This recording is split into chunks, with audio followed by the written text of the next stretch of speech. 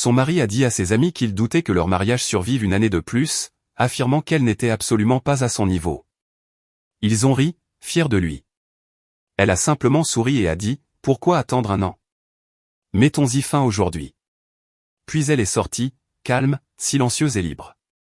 Mais cette nuit-là, son meilleur ami lui a envoyé un message qui lui a coupé le souffle. Certaines femmes naissent dans la honte. D'autres se marient et y entrent, et Lindsay Lamb avait passé 3 ans à perfectionner l'art d'avaler son âme.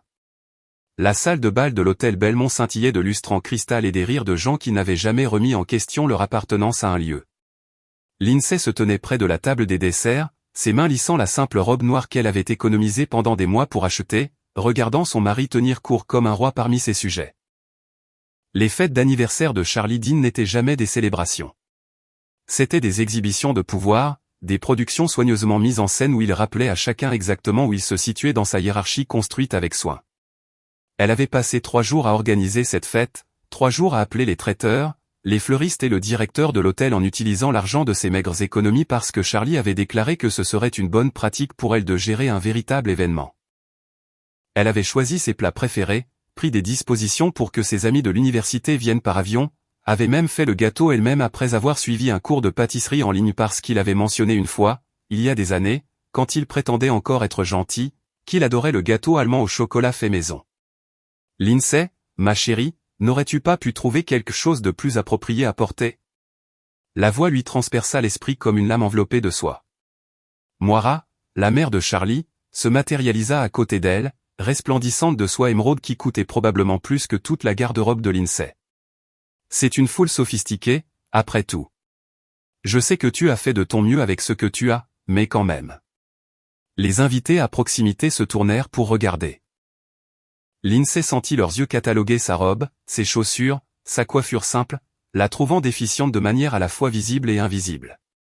Elle fabriqua un sourire, le même sourire qu'elle portait comme une armure depuis 3 ans. Je pensais que simple était élégant, dit Lindsay. Simple, Moira répéta le mot comme si elle goûtait quelque chose d'aigre. Eh bien, c'est certainement un mot pour ça. Elle s'éloigna, laissant derrière elle un parfum cher et une cruauté désinvolte. Le dîner fut servi à de longues tables décorées de roses blanches que Lindsay avait personnellement approuvées. Elle s'assit à côté de Charlie, qui remarqua à peine sa présence, trop absorbé par une conversation avec son associé sur les projections trimestrielles et les tendances du marché. Lorsque les serveurs apportèrent les salades, Laurence Finch, un homme dont la poignée de main durait toujours trop longtemps, se pencha à travers la table vers Lindsay. Alors, Lindsay, que faites-vous exactement ? Son ton était amical, mais ses yeux contenaient ce mélange particulier de curiosité et de condescendance qu'elle avait appris à reconnaître. Avant qu'elle ne puisse ouvrir la bouche, la voix de Charlie supplanta la sienne. Lindsay s'occupe du bon fonctionnement de notre maison. C'est amplement suffisant pour ses capacités. Croyez-moi. Il rit, et la table rit avec lui, le son déferlant sur Lindsay comme une vague à laquelle elle ne pouvait échapper. Elle avait entendu pire. En 3 ans, elle avait entendu bien pire. La fois où Charlie a dit à ses amis qu'elle l'avait épousé pour son argent, même si elle avait une bourse complète pour un collège communautaire et qu'elle avait 2 emplois lorsqu'ils se sont rencontrés. La fois où il lui a servi de la nourriture périmée délibérément, puis s'est moqué d'elle pour avoir été dramatique lorsqu'elle a passé la nuit violemment malade. L'après-midi où son père a eu une crise cardiaque et que Charlie a refusé de quitter une partie de golf, la forçant à prendre 2 bus à travers la ville tout en pleurant si fort qu'elle pouvait à peine voir. Le plat principal arriva, du filet mignon, que Lindsay avait choisi parce que Charlie l'adorait. Elle le regarda couper son steak avec une précision chirurgicale, parlant avec animation de ses dernières réalisations au travail, sans jamais reconnaître qu'elle existait à côté de lui. Lorsque quelqu'un posa des questions sur leur prochain anniversaire, Charlie agita la main avec désinvolture, 3 ans de passé.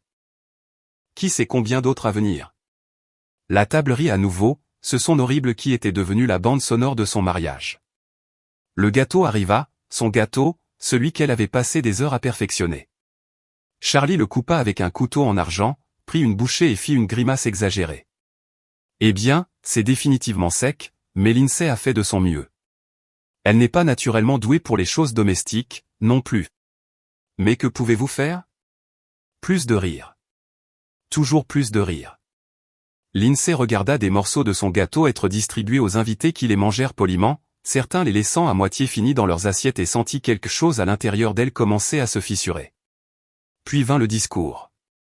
Charlie se leva, un verre de scotch à la main, le visage rouge d'alcool et de l'éclat particulier d'un homme qui se croyait invincible. La pièce se calma.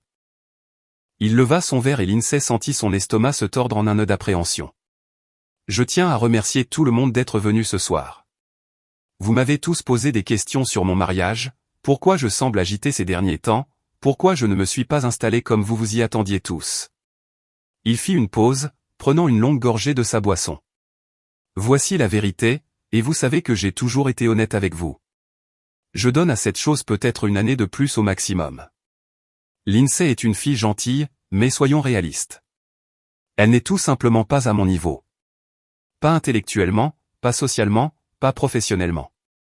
Elle est allée au collège communautaire, pour l'amour de Dieu. Ma mère n'arrête pas de me demander quand je vais devenir sérieux avec quelqu'un d'approprié, et je n'arrête pas de penser, maman, j'ai fait une erreur quand j'étais jeune. Je vais la corriger assez tôt. La pièce éclata. Ses amis hurlèrent de rire, tapant Charlie dans le dos. Quelqu'un cria, enfin, l'honnêteté. Moira était assise à la table d'honneur, approuvant d'un signe de tête, comme si son fils venait d'annoncer une promotion plutôt que la destruction systématique d'un autre être humain. Lindsay vit tout cela à travers un étrange brouillard, comme si elle regardait la scène de très loin. De l'autre côté de la pièce, un seul visage montrait de l'horreur. Garrett Hunt, l'ami de Charlie depuis l'université, avait l'air malade, mais il ne dit rien. Il n'avait rien dit pendant 3 ans en regardant Charlie démanteler lentement Lindsay pièce par pièce. Charlie s'assit, se pencha et embrassa Lindsay sur la joue. Son haleine sentait le scotch cher et la cruauté désinvolte. « Ne le prends pas personnellement, ma chérie, murmura-t-il assez fort pour que les invités à proximité l'entendent. Tu savais ce que c'était. La chose qui se fissurait à l'intérieur de Lindsay finit par se briser, mais au lieu de la briser, elle la libéra. Elle se leva, et le mouvement fut si inattendu que les conversations s'interrompirent. Elle regarda son mari, le regarda vraiment, et le vit clairement pour la première fois peut-être, non pas comme l'homme qu'elle avait espéré qu'il devienne, non pas comme la personne qu'elle avait essayé de plaire, mais exactement comme il avait toujours été. « Tu as tout à fait raison, Charlie », sa voix coupa les murmures, claire et calme comme du verre. « Pourquoi attendre une année de plus ? Pourquoi gaspiller 12 mois de plus de nos deux vies à prétendre que c'est quelque chose que ça n'a jamais été ? Je demanderai à mon avocat de contacter le vôtre lundi matin. Profitez de votre fête. » Elle se dirigea vers la sortie, le dos droit, la tête haute. Derrière elle, le silence était assourdissant. Quelqu'un murmura, « Est-ce qu'elle vient de ?» Mais Lindsay ne s'arrêta pas pour entendre le reste. Elle franchit les portes de l'hôtel et sortit dans l'air frais de la nuit, et pour la première fois depuis 3 ans, elle put respirer. Son téléphone vibra alors qu'elle attendait un taxi, puis à nouveau. Elle regarda l'écran à travers des larmes qu'elle n'avait pas réalisé qu'elle versait. Le premier message était de Garrett. « Je t'ai regardé te détruire pendant 3 ans. Je suis désolé de n'avoir jamais rien dit. Tu mérites tellement mieux. Si tu as besoin de quoi que ce soit, et je veux dire n'importe quoi, je suis là. Il ne mérite pas de respirer le même air que toi. » Elle fixa ces mots, la poitrine serrée. Puis un deuxième message apparut. « Je dois te dire quelque chose à propos de Charlie. Quelque chose que j'aurais dû te dire avant que tu ne l'épouses. Quelque chose que tu dois savoir. Pouvons-nous nous rencontrer demain ? » Lindsay regarda l'hôtel, ses fenêtres brillant d'une lumière chaude et de gens froids. Elle pensa à la fille qu'elle était lorsqu'elle a rencontré Charlie, confiante, ambitieuse, pleine de rêves de construire quelque chose de significatif avec sa vie. Elle pensa à la femme qu'elle était devenue, s'excusant d'exister, se croyant sans valeur, rapetissant de plus en plus pour s'insérer dans des espaces dont il l'avait convaincue qu'ils étaient tout ce qu'elle méritait. Puis elle pensa à quelque chose que sa mère lui avait dit avant de mourir quand Lindsay n'était qu'une enfant. « Ma chérie, ne laisse jamais personne te convaincre que son opinion de toi est plus importante que la tienne. Le jour où tu le feras, tu cesseras d'être toi-même et tu commenceras à être leur idée de toi, et c'est la chose la plus solitaire au monde. » Lindsay tapa sa réponse à Garrett avec des mains tremblantes. « Demain, dis-moi tout. » Le taxi arriva. Alors qu'il s'éloignait de l'hôtel Belmont, Lindsay ne se retourna pas. Elle avait fini de regarder en arrière. Quelque part devant elle, dans un avenir qu'elle ne pouvait pas encore voir, se trouvait la femme qu'elle était censée devenir, et pour la première fois depuis 3 ans, Lindsay Lamb comprit que la seule personne qui pouvait construire cette femme était elle-même. Chapitre 2, l'excavation. Se reconstruire à partir de rien n'est difficile. Se reconstruire à partir des ruines de la cruauté de quelqu'un d'autre est un acte de guerre, et Lindsay Lamb était sur le point de devenir une soldate dans une bataille pour sa propre âme. Le restaurant où elle a rencontré Garrett était le genre d'endroit qui servait le petit déjeuner toute la journée et ne posait jamais de questions. Lindsay se glissa dans une banquette près du fond, ses mains enroulées autour d'une tasse de café qu'elle ne pouvait pas goûter, et attendit. Elle avait passé la nuit dans une chambre de motel qui sentait l'eau de javel et les vieilles cigarettes, allongée éveillée, rejouant chaque moment de son mariage, voyant des schémas qu'elle avait été trop près pour reconnaître. Garrett arriva en ayant l'air dévasté. Sa cravate était de travers, ses yeux injectés de sang, son charme habituel facile remplacé par quelque chose de plus lourd. Il s'assit en face d'elle et ne s'embarrassa pas de politesse. Il y avait une femme avant toi. Elle s'appelait Sienna Worth. Charlie est sorti avec elle à l'université. Il parla rapidement, comme s'il avait peur de perdre son courage. Il lui a fait exactement ce qu'il t'a fait, lui a dit qu'elle n'était pas assez intelligente, pas assez sophistiquée, pas assez bien. Il l'a convaincu d'abandonner son programme d'honneur pour travailler et le soutenir pendant qu'il terminait ses études. Puis il l'a largué juste avant la remise des diplômes, lui a dit qu'elle le freinait. La dernière fois que j'ai entendu parler d'elle, elle n'est jamais retournée à l'école. Elle travaille dans le commerce de détail quelque part, joignant à peine les deux bouts. La tasse de café trembla dans les mains de Lindsay. « Pourquoi ne me l'as-tu pas dit ?»« Parce que je suis un lâche », la voix de Garrett se brisa. « Parce que Charlie est mon ami depuis que nous sommes enfants, et je voulais croire qu'il avait changé. Parce que te le dire signifiait admettre que je l'avais vu se produire avant et que je n'avais rien fait. Je pensais que peut-être avec toi ce serait différent, mais ça ne l'a pas été. Il ne sait pas comment aimer les gens, Lindsay. Il ne sait que comment les utiliser et les jeter quand ils cessent de refléter l'image qu'il veut. » Il fit glisser un morceau de papier sur la table, un numéro de téléphone. « Ce sont les coordonnées de Sienna. Tu n'es pas obligé de l'appeler, mais je pensais que tu devais savoir que tu n'étais pas la première. Et si quelqu'un ne l'arrête pas, tu ne seras pas la dernière. » Lindsay fixa le papier. Une autre femme, une autre vie détruite par les mêmes mains qui avaient tenu les siennes le jour de leur mariage. Est-ce que sa mère le sait? Moira sait tout. Elle lui a appris à être ce qu'il est, l'a convaincu que les gens sont des marchandises à classer par éducation, par ascendance et par position sociale. Elle l'a détruit en premier, Lindsay, puis il t'a détruite. C'est une tradition familiale. Après le départ de Garrett, Lindsay resta assise dans ce restaurant pendant encore 1 heure, pensant que le plus facile serait de prendre tout règlement que les avocats de Charlie offriraient, de disparaître, de se reconstruire tranquillement quelque part au loin. Le plus difficile serait de rester, de l'affronter, de devenir quelqu'un qu'il ne pourrait plus jamais diminuer. Elle appela Sienna cet après-midi-là. Elles se rencontrèrent dans un parc, 2 femmes qui ne se connaissaient pas mais partageaient une blessure ayant exactement la forme de Charlie Dean. Sienna était plus jeune que Lindsay ne l'avait prévu, avec des yeux fatigués et des mains qui tripotaient nerveusement les bords de sa veste. « Il m'a dit que j'étais trop stupide pour terminer mes études, » dit Sienna, fixant le sol. « J'avais des notes parfaites avant de le rencontrer. Après avoir été avec Charlie, je ne me souvenais plus pourquoi je pensais être intelligente au départ. Quand il est parti, j'ai essayé de retourner à l'école, mais je ne pouvais pas me concentrer. Je n'arrêtais pas d'entendre sa voix me dire que je n'y arriverais jamais, que je faisais perdre son temps à tout le monde. » Lindsay tendit la main à travers le banc et prit la main de Sienna. « Nous allons lui prouver le contraire, toutes les deux. » Au cours des mois suivants, Lindsay reconstruisit sa vie pièce par pièce. Elle emménagea dans un petit appartement dans un quartier où personne ne connaissait son nom ni sa honte. Elle accepta un emploi d'adjointe administrative dans un cabinet médical, puis ajouta des quarts de travail en soirée, servant dans un restaurant du centre-ville. Le travail était difficile, les heures brutales, mais chaque chèque de paie était le sien. Chaque décision était la sienne. Chaque respiration lui appartenait à elle seule. Au cabinet médical, elle remarqua quelque chose au cours de son premier mois que tout le monde avait manqué. Le système de classement causait des retards dans les demandes d'assurance qui coûtaient à la pratique des milliers de dollars par mois. Elle resta tard un soir, réorganisa l'ensemble du système et créa une simple liste de contrôle qui réduisit les erreurs de moitié. Sa superviseure était stupéfaite. « Tu n'étais pas obligé de faire ça, dit la femme. Ce n'est pas ton travail. Lindsay se contenta de sourire. J'ai vu un problème. Je l'ai résolu pour la première fois depuis des années.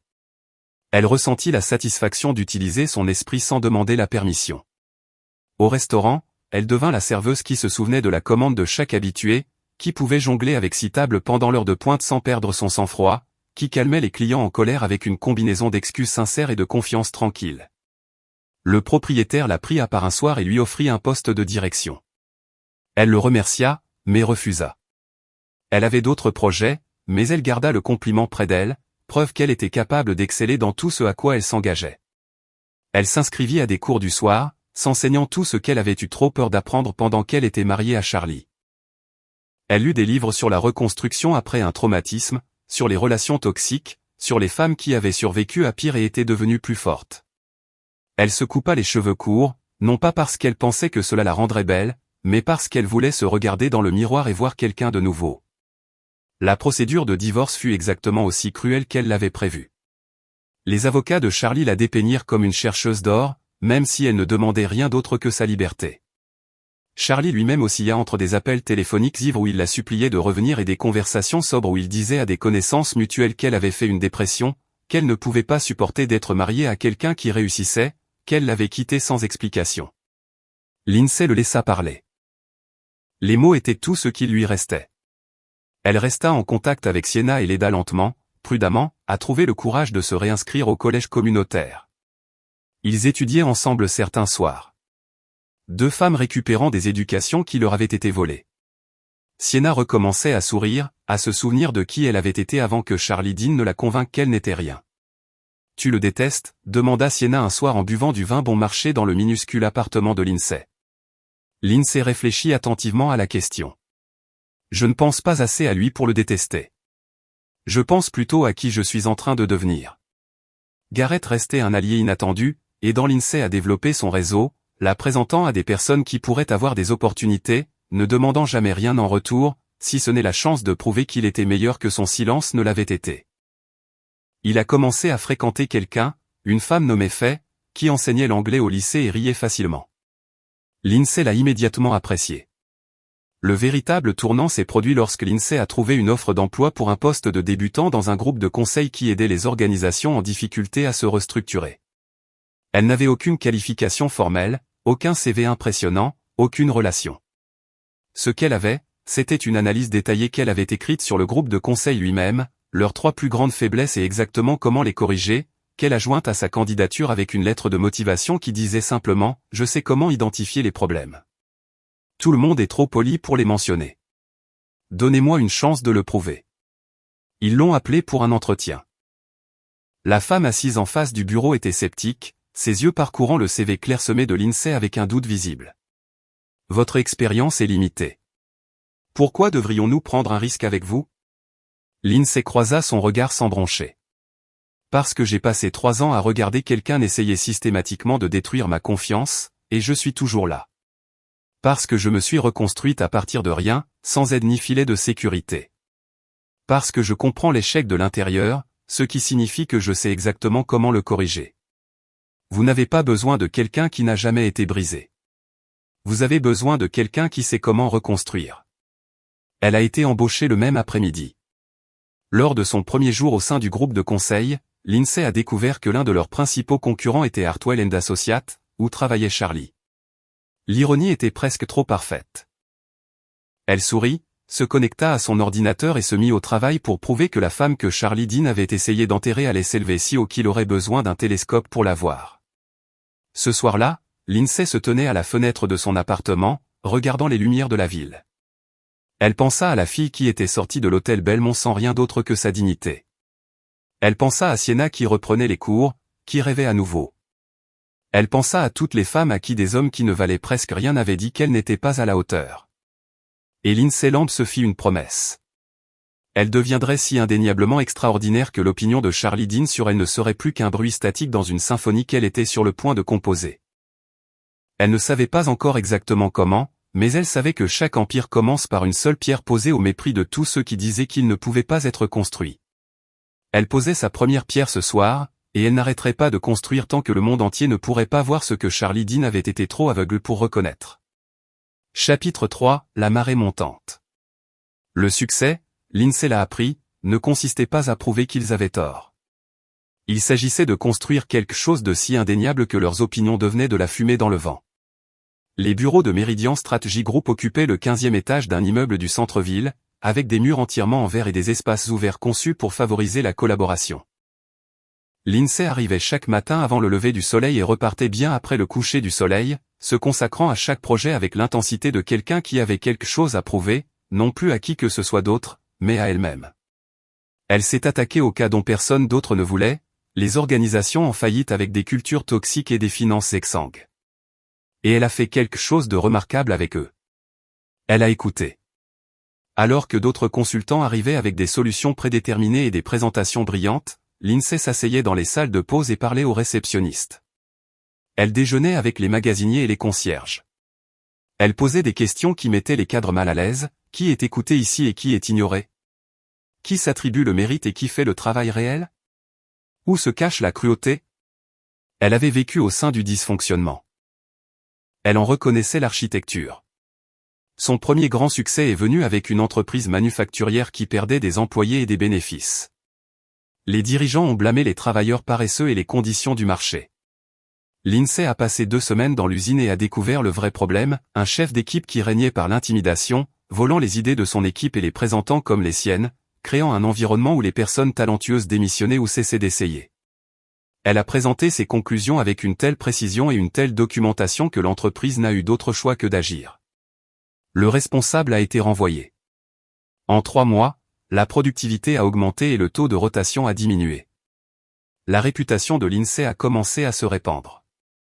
Elle s'était également transformée physiquement, mais pas dans la poursuite de la beauté. Elle avait commencé à faire de la boxe dans une salle de sport près de son appartement, apprenant à canaliser la rage dans le mouvement, à frapper quelque chose qui ne pouvait pas riposter.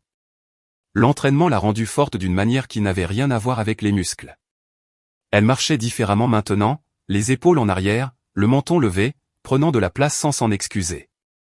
Elle a acheté des vêtements qui correspondaient à son corps au lieu de le cacher, a appris à regarder les gens dans les yeux sans broncher, a cessé de se rétrécir pour mettre les autres à l'aise. Un soir, Gareth l'a rejointe pour prendre un café à leur endroit habituel. Ils fréquentaient fait depuis plusieurs mois maintenant, et cette relation semblait le rendre plus courageux, plus honnête. « J'ai vu Charlie la semaine dernière », dit-il prudemment, observant la réaction de l'INSEE. Elle ne ressentit rien, ni une pointe d'anxiété, ni un accès de colère, juste une légère curiosité. « Comment va-t-il ? » Fiancé à quelqu'un du nom de Belle Ashford. Vieil argent, bonne famille, tout ce que sa mère voulait. Il a l'air malheureux, mais il ne l'admettra pas, Gareth remua son café, sans le boire. Il s'est renseigné sur toi. Je lui ai dit que tu allais bien. Il ne m'a pas cru. Tant mieux, dit simplement l'INSEE. Qu'il ne le croit pas. Sa croyance ou son incrédulité n'a aucune pertinence pour ma réalité. Tu as changé, observa Gareth. Pas seulement les cheveux ou la façon dont tu t'habilles, quelque chose de plus profond. J'ai cessé d'attendre la permission d'exister, dit l'INSEE. Cela change tout. Le divorce a été finalisé un mardi après-midi gris. L'INSEE a signé les papiers au bureau de son avocat, se séparant officiellement de Charlie Dean.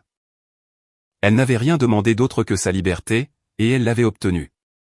En sortant de ce bâtiment, elle se sentait plus légère que depuis des années. Ce soir-là, elle est rentrée chez elle et a trouvé des fleurs sur le pas de sa porte, des roses blanches avec une carte de Gareth qui disait « Aujourd'hui est le premier jour de ta vraie vie ». Mais le véritable tournant s'est produit lors du Forum régional des leaders, une conférence où les consultants et les dirigeants se sont réunis pour discuter des défis organisationnels. L'INSEE avait été invité à prendre la parole lors d'une table ronde sur la culture du lieu de travail, un honneur surprenant pour quelqu'un d'aussi nouveau dans le domaine.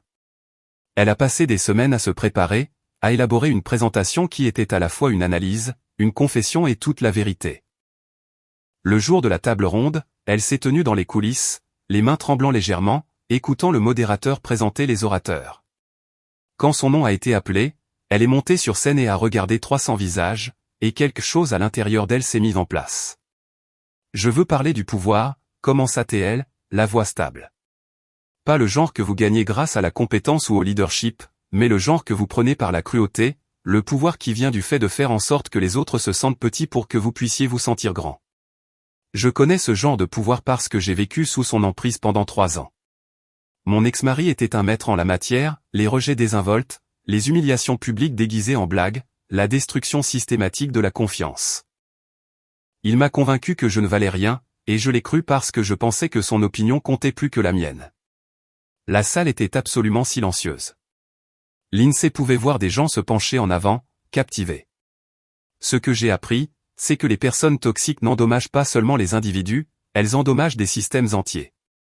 Elles créent des cultures où le talent s'en va, la médiocrité prospère, et tout le monde a trop peur de dire la vérité au pouvoir. Et la seule façon de réparer ces systèmes est de cesser de protéger les personnes qui les brisent.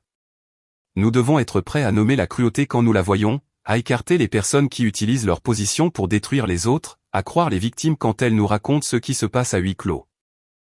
Elle a parlé pendant 20 minutes, tissant la recherche et l'expérience personnelle en quelque chose qui semblait à la fois vulnérable et puissant.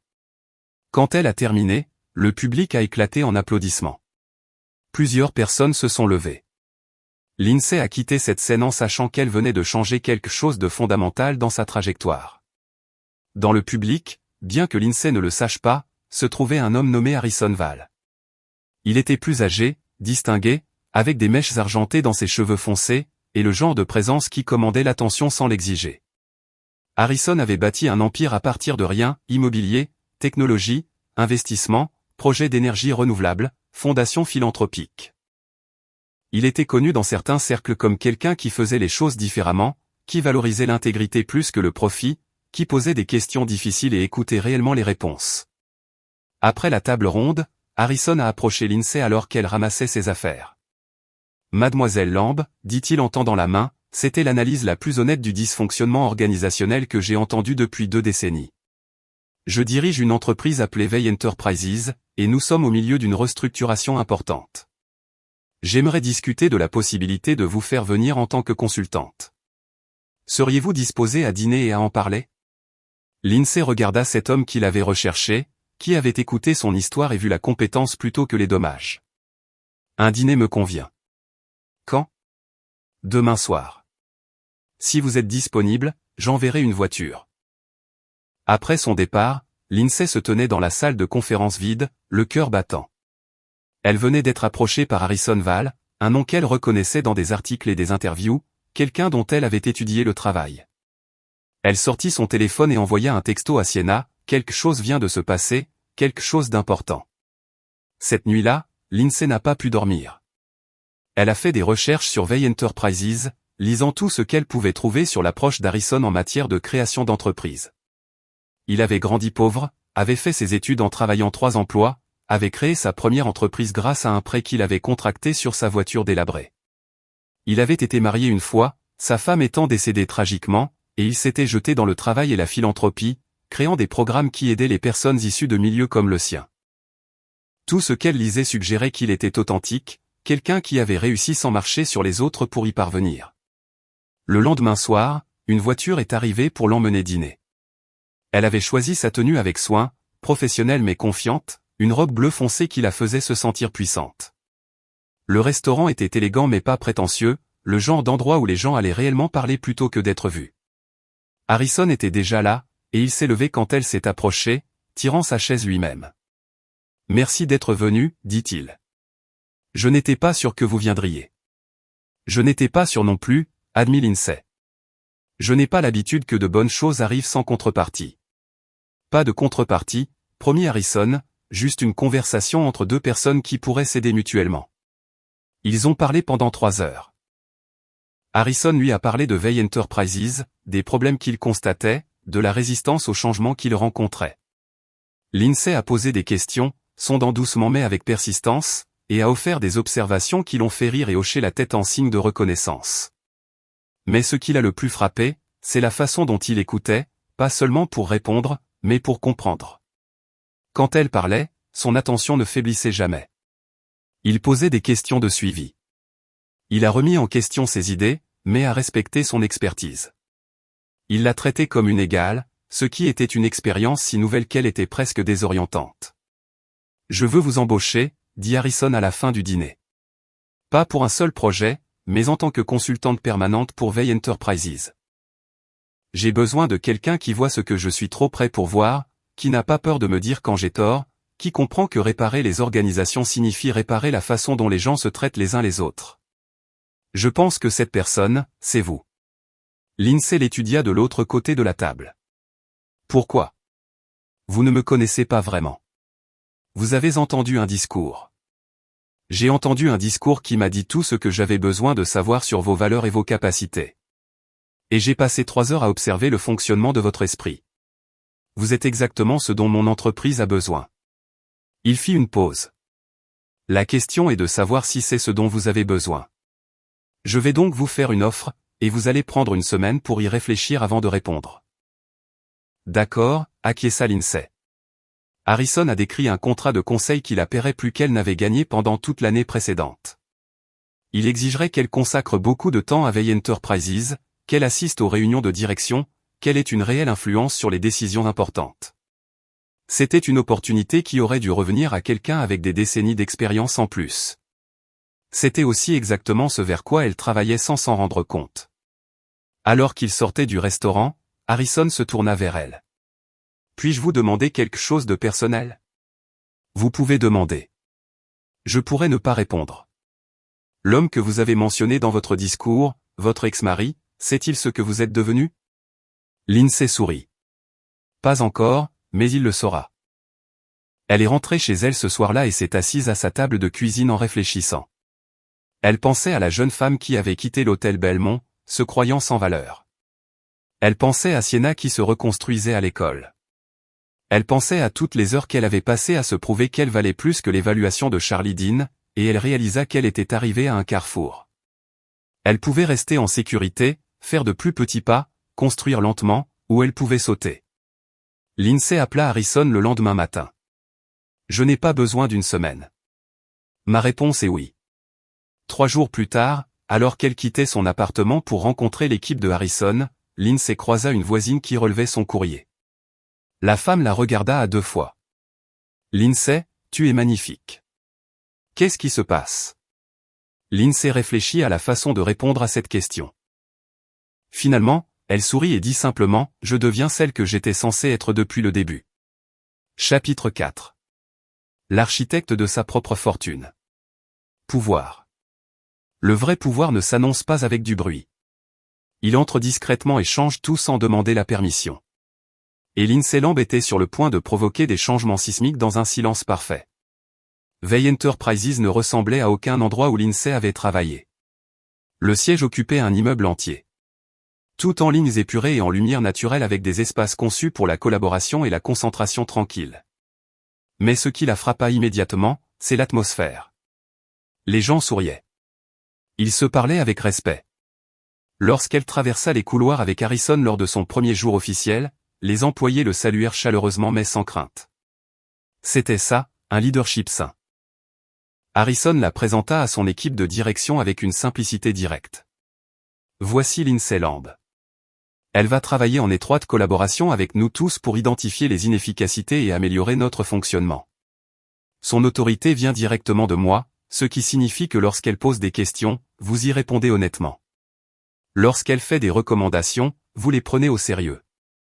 Clair? Les cadres hochèrent la tête, bien que Lindsay puisse voir du scepticisme dans certains de leurs yeux. Elle était jeune, relativement inexpérimentée et, pire que tout, elle avait été amenée par le patron, ce qui les rendait méfiants, pensant qu'elle était une sorte d'espionne ou d'exécutrice. Elle devrait faire ses preuves auprès d'eux, mais elle avait fait ses preuves auprès des sceptiques toute sa vie. Elle savait comment faire. Elle passa ses 2 premières semaines simplement à observer. Elle assista à des réunions, examina des dossiers, déjeuna avec des employés à tous les niveaux. Elle remarqua des schémas, quel cadre interrompait les autres, qui s'attribuaient les idées de qui, où les décisions étaient bloquées par l'ego plutôt que par le processus. Elle vit des talents sous-utilisés parce que les personnes qui les détenaient ne ressemblaient pas ou ne sonnaient pas comme ce que la direction attendait. Elle observa des ressources gaspillées dans des projets qui servaient des agendas individuels plutôt que les objectifs de l'entreprise. Puis elle commença à poser des questions inconfortables. Lors d'une réunion avec la division du développement immobilier, elle interrompit une présentation pour demander pourquoi l'équipe n'avait pas de femmes à des postes de direction alors qu'elle comptait plusieurs femmes hautement qualifiées à des postes subalternes. Le chef de division, un homme nommé Preston Marsh, se hérissa. Nous promouvons en fonction du mérite, pas de la démographie. Le mérite est défini par qui? Demanda l'INSEE calmement. Parce que j'ai examiné les données de performance, et 3 des membres de votre équipe subalterne ont constamment des taux de réussite plus élevés que vos responsables seniors, mais ils ont été ignorés pour une promotion à plusieurs reprises. Pouvez-vous expliquer pourquoi? Preston ne put pas. Harrison, assis en bout de table, dit calmement, j'aimerais aussi avoir une réponse à cette question, Preston. En 1 mois, 2 de ces membres de l'équipe subalterne furent promus. En 3 mois, les performances de la division immobilière s'améliorèrent de manière mesurable. Le mot se répandit dans l'entreprise. Lindsay Land voyait des choses que les autres manquaient, et elle n'avait pas peur de les nommer. Sa victoire la plus importante au début fut avec la division des investissements technologiques. Ils étaient sous-performants depuis plus d'1 an, et personne ne comprenait pourquoi. Le chef de division, un homme que tout le monde aimait, insistait sur le fait que le marché était simplement difficile. Lindsay passa une semaine intégrée à l'équipe et découvrit que le problème n'était pas le marché, mais le vol. Le chef de division avait systématiquement pris les investissements les plus prometteurs identifiés par son équipe, les faisant transiter par une société parallèle qu'il possédait en partie, puis revendiquant les succès comme les siens, tout en blâmant l'équipe pour les échecs qui restaient dans le portefeuille de Val. Lindsay apporta ses conclusions à Harrison en privé avec une documentation si complète qu'il n'y avait aucune place pour le doute. Le visage de Harrison devint blanc de rage. Depuis combien de temps cela se produit-il? Depuis au moins 2 ans, peut-être plus. Et personne n'a rien dit. Et les gens qui savaient avaient peur. Il avait des amis haut placés. Il avait la réputation de quelqu'un qui pouvait faire ou défaire des carrières. Ça vous dit quelque chose? Harrison comprit immédiatement. Comme votre ex-mari. Exactement comme mon ex-mari. Ces gens ne changent pas de secteur. Ils changent simplement d'endroit. Le chef de division fut licencié en quelques jours. 3 de ses amis de l'équipe de direction, des personnes qui savaient ce qui se passait et n'avaient rien dit, furent invités à démissionner. Harrison promut une femme nommée Kendall, qui avait été enterrée dans un poste d'analyste subalterne bien qu'elle est l'un des esprits d'investissement les plus aiguisés de l'entreprise. En 6 mois, la division technologique devint l'unité la plus rentable de Val. La réputation de Lindsay au sein de l'entreprise passa du scepticisme au respect. Les employés commencèrent à venir la voir avec des problèmes qu'ils avaient eu peur de soulever, sachant qu'elle écouterait et agirait réellement. Harrison commença à l'inclure dans des discussions qui allaient bien au-delà de son rôle de consultant initial, planification stratégique, acquisition majeure, initiative philanthropique. Leur relation professionnelle s'approfondit en une amitié basée sur le respect mutuel et des valeurs partagées. Mais c'était plus que de l'amitié, bien qu'aucun ne les reconnût directement. Harrison se réjouissait de leur rencontre d'une manière qui n'avait rien à voir avec le travail. Il appréciait son esprit, oui, mais il se sentait également captivé par son humour, ses idées sur tout, de l'architecture à la littérature, la façon dont elle écoutait avec une attention complète lorsqu'il parlait de sa défunte épouse et de son deuil. Lindsay remarqua comment elle se détendait autour de Harrison d'une manière qu'elle n'avait jamais fait avec personne d'autre. Comment sa présence la faisait se sentir à la fois défiée et en sécurité. Comment il ne lui avait jamais donné l'impression qu'elle devait être plus petite ou plus silencieuse ou moins que tout ce qu'elle était. Le changement se produisit progressivement comme les saisons qui changent. Des réunions qui auraient pu être des emails se transformèrent en longues conversations. Les dîners de travail s'étirèrent en soirées passées à parler de tout sauf du travail. Harrison trouvait de petites façons de toucher sa main pendant les discussions, et Lindsay cessa de tressaillir au contact occasionnel. Ils dansaient autour de ceux qui grandissaient entre eux, tous deux craignant de le nommer, tous deux portant des blessures qui rendaient la confiance terrifiante. Puis vint le profil dans Leadership Quarterly, l'une des publications les plus respectées dans le domaine. Le journaliste avait passé des semaines à étudier la transformation de Val Enterprises, interrogeant des employés à tous les niveaux. L'article qui en résulta s'intitulait « La femme qui reconstruit la culture d'entreprise, une conversation honnête à la fois ». Il présentait une photographie de Lindsay dans les bureaux de Val, l'air confiant et posé, et comprenait de nombreuses citations sur son approche du dysfonctionnement organisationnel. L'article détaillait ses antécédents, son éducation collégiale, son mariage de 3 ans avec un consultant éminent qui s'était terminé par un divorce, son ascension rapide dans le monde du conseil. Mais ce qui attira l'attention, c'est sa méthodologie et sa philosophie. Elle parla du leadership toxique, du coût économique de la protection des agresseurs, de la nécessité de croire les gens lorsqu'ils signalent des mauvais traitements. Elle parla de la construction de systèmes qui valorisent l'humanité autant que le profit. L'article citait abondamment Harrison, louant son travail et lui attribuant le mérite d'avoir sauvé son entreprise de la pourriture silencieuse de l'intérieur. Le magazine fut distribué à toutes les grandes organisations de la région. L'INSEE reçut des appels de 3 entreprises voulant l'embaucher. Une université l'invita à prendre la parole devant son programme d'études supérieures. Son ancien patron chez Meridian Strategy Group l'appela pour la féliciter et lui offrir un poste de direction si elle voulait revenir. Charlie vit l'article dans son bureau. Il était censé se préparer pour une réunion avec un client, mais au lieu de cela, il se retrouva à lire l'article sur son ex-femme avec une incrédulité croissante. Ce ne pouvait pas être la même femme qui s'excusait d'habitude de parler trop fort. Ce ne pouvait pas être la personne dont il avait convaincu qu'elle était trop stupide pour autre chose que gérer un foyer. La photographie montrait une étrangère, confiante, puissante, réussie. Les citations révélaient un esprit qu'il n'avait jamais pris la peine de reconnaître. Sa fiancée actuelle, Belle, entra dans son bureau et vit le magazine. Qui est-ce? Elle est magnifique. Personne, dit Charlie trop vite, fermant le magazine. Personne d'important. Mais Belle le ramassa, curieuse maintenant. Elle lut l'article, son expression changeant. Attends, est-ce ton ex-femme? Celle dont tu as dit qu'elle ne pouvait pas gérer d'être mariée à quelqu'un qui réussit? Elle regarda Charlie et la photographie, et quelque chose se mit en place. Tu m'as dit qu'elle avait fait une dépression. Tu m'as dit qu'elle n'était pas capable de prendre soin d'elle-même. Mais cette femme semble extrêmement capable. Charlie, que s'est-il vraiment passé dans votre mariage? C'est compliqué, dit Charlie, mais sa voix sonnait creuse même à lui-même. Je suis sûr que ça l'est, dit Belle froidement. Elle laissa le magazine sur son bureau et sortit. 2 jours plus tard, elle rompit leur fiançailles, lui disant qu'elle avait réalisé qu'elle sortait avec quelqu'un qui avait besoin qu'elle soit petite pour qu'il puisse se sentir grand. Le parallèle avec son discours sur l'INSEE ne fut pas perdu pour Charlie. La blessure qu'il avait infligée à une femme avait en quelque sorte fait le tour pour le blesser aussi. Garrett appela l'INSEE le lendemain de la publication de l'article. As-tu vu la réaction? Tout le monde en parle. Tu deviens célèbre dans notre domaine. Je ne veux pas être célèbre, dit l'INSEE. Je veux juste faire du bon travail. Eh bien, tu fais les deux. De plus, Charlie l'a vu. J'ai entendu dire par des amis communs que ses fiançailles avaient été rompues après que sa fiancée ait lu ton article. L'INSEE ne ressentit rien à propos de cette information, à part une légère pitié. J'espère qu'il trouvera quelqu'un qui lui donnera envie d'être meilleur. Je le pense sincèrement. Tu as tellement changé, dit Garrett avec émerveillement dans sa voix.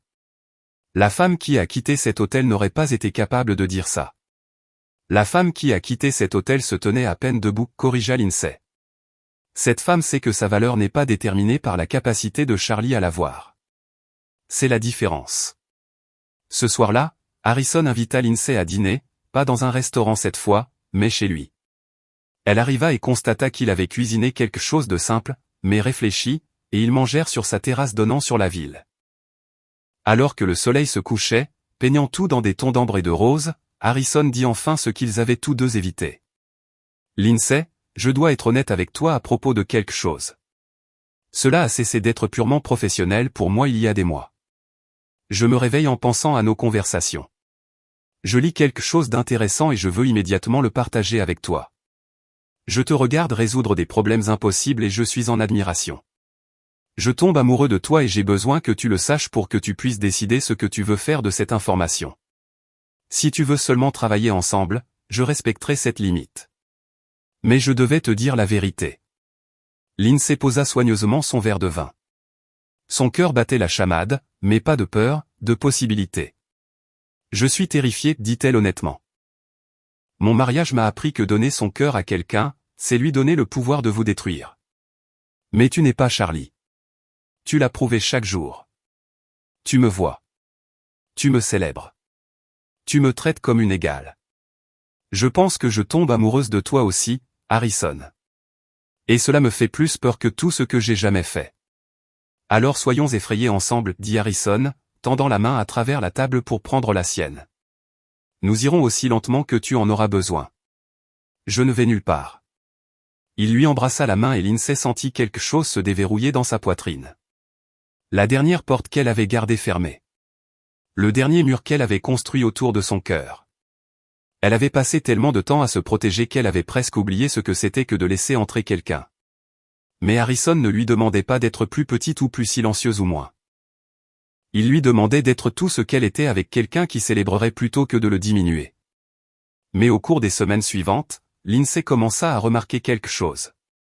Harrison prenait des rendez-vous avec elle, puis annulait à la dernière minute pour des urgences professionnelles. Il avait promis de quitter le bureau tôt et arrivait 3 heures en retard. Pendant les dîners, son téléphone vibrait constamment, et bien qu'il essayât de l'ignorer, elle pouvait voir la tension dans ses épaules, la façon dont son attention s'égarait. Il était présent physiquement, mais quelque part ailleurs mentalement. Un soir après qu'il eut annulé leur 3e rendez-vous en 2 semaines, Lindsay le fit asseoir. « Harrison, parle-moi. Qu'est-ce qui se passe ?» Il avait l'air épuisé, plus vieux que d'habitude. « Je ne sais pas comment faire ça, » admit-il calmement. Après la mort de Catherine, je me suis jeté dans le travail parce que c'était la seule chose qui ne faisait pas mal. Pendant 5 ans, l'entreprise a été toute ma vie, et maintenant tu es là, et je veux ça. Je nous veux, mais je ne sais pas comment arrêter. Je planifie du temps avec toi, puis je me convainc qu'une réunion de plus, un accord de plus, un problème de plus n'aura pas d'importance. Mais ça compte. Tu comptes. Et je suis terrifié de te perdre parce que je ne sais pas comment être une personne qui ne travaille pas. Le cœur de Lindsay souffrait pour lui, mais elle savait aussi qu'elle ne pouvait pas être avec quelqu'un qui était à moitié présent. Je comprends le deuil, dit-elle doucement. Je comprends l'utilisation du travail pour éviter la douleur, mais Harrison, je ne peux pas construire une relation avec quelqu'un qui n'est jamais réellement là. Je ne serai pas une arrière-pensée, même pour quelqu'un dont je tombe amoureuse. J'ai déjà été avec quelqu'un qui m'a fait sentir que je n'avais pas d'importance. Je ne referai pas ça, même si la raison est différente. Harrison avait l'air frappé. Tu as raison, mon Dieu. Tu as complètement raison. Que dois-je faire? Tu décides ce que tu veux. Et si tu veux ça, tu trouves comment y faire de la place. Pas un jour, pas quand le travail se calmera, mais maintenant. Il fallut à Harrison 2 semaines de lutte véritable. Il embaucha un cadre supplémentaire pour partager la charge de travail. Il fixa des limites à sa disponibilité. Il éteignait son téléphone pendant leur dîner, et l'éteignait vraiment, pas seulement en le mettant en silencieux. Ce n'était pas parfait. Il se surprenait encore parfois à vérifier compulsivement ses emails. Il devait encore se rappeler activement que tous les problèmes ne nécessitaient pas son attention immédiate. Mais il essayait, sincèrement, et cela faisait toute la différence. Merci, dit-il à Lindsay un soir, de ne pas avoir accepté la moitié de moi, d'avoir exigé que je sois pleinement présent. Catherine me disait que j'étais marié à mon travail, et je lui répondais toujours qu'elle exagérait. Elle n'exagérait pas. Tu m'as fait affronter quelque chose que j'évitais depuis des années. Lentement, elle accepta. Oui, ils restèrent assis là, tandis que la nuit tombait sur la ville. 2 personnes qui avaient survécu à la perte et à la trahison, choisissant d'être assez courageuses pour réessayer. Et Lindsay réalisa que ce moment de choisir l'amour malgré la peur, de faire confiance malgré toutes les raisons de ne pas le faire était une révolution en soi. Elle s'était reconstruite à partir de ruines. Maintenant, elle apprenait à partager cette personne reconstruite avec quelqu'un qui le méritait. Chapitre 5. Le jeu de la dame. Certaines femmes passent leur vie à chercher la validation de personnes qui ne la leur donneront jamais.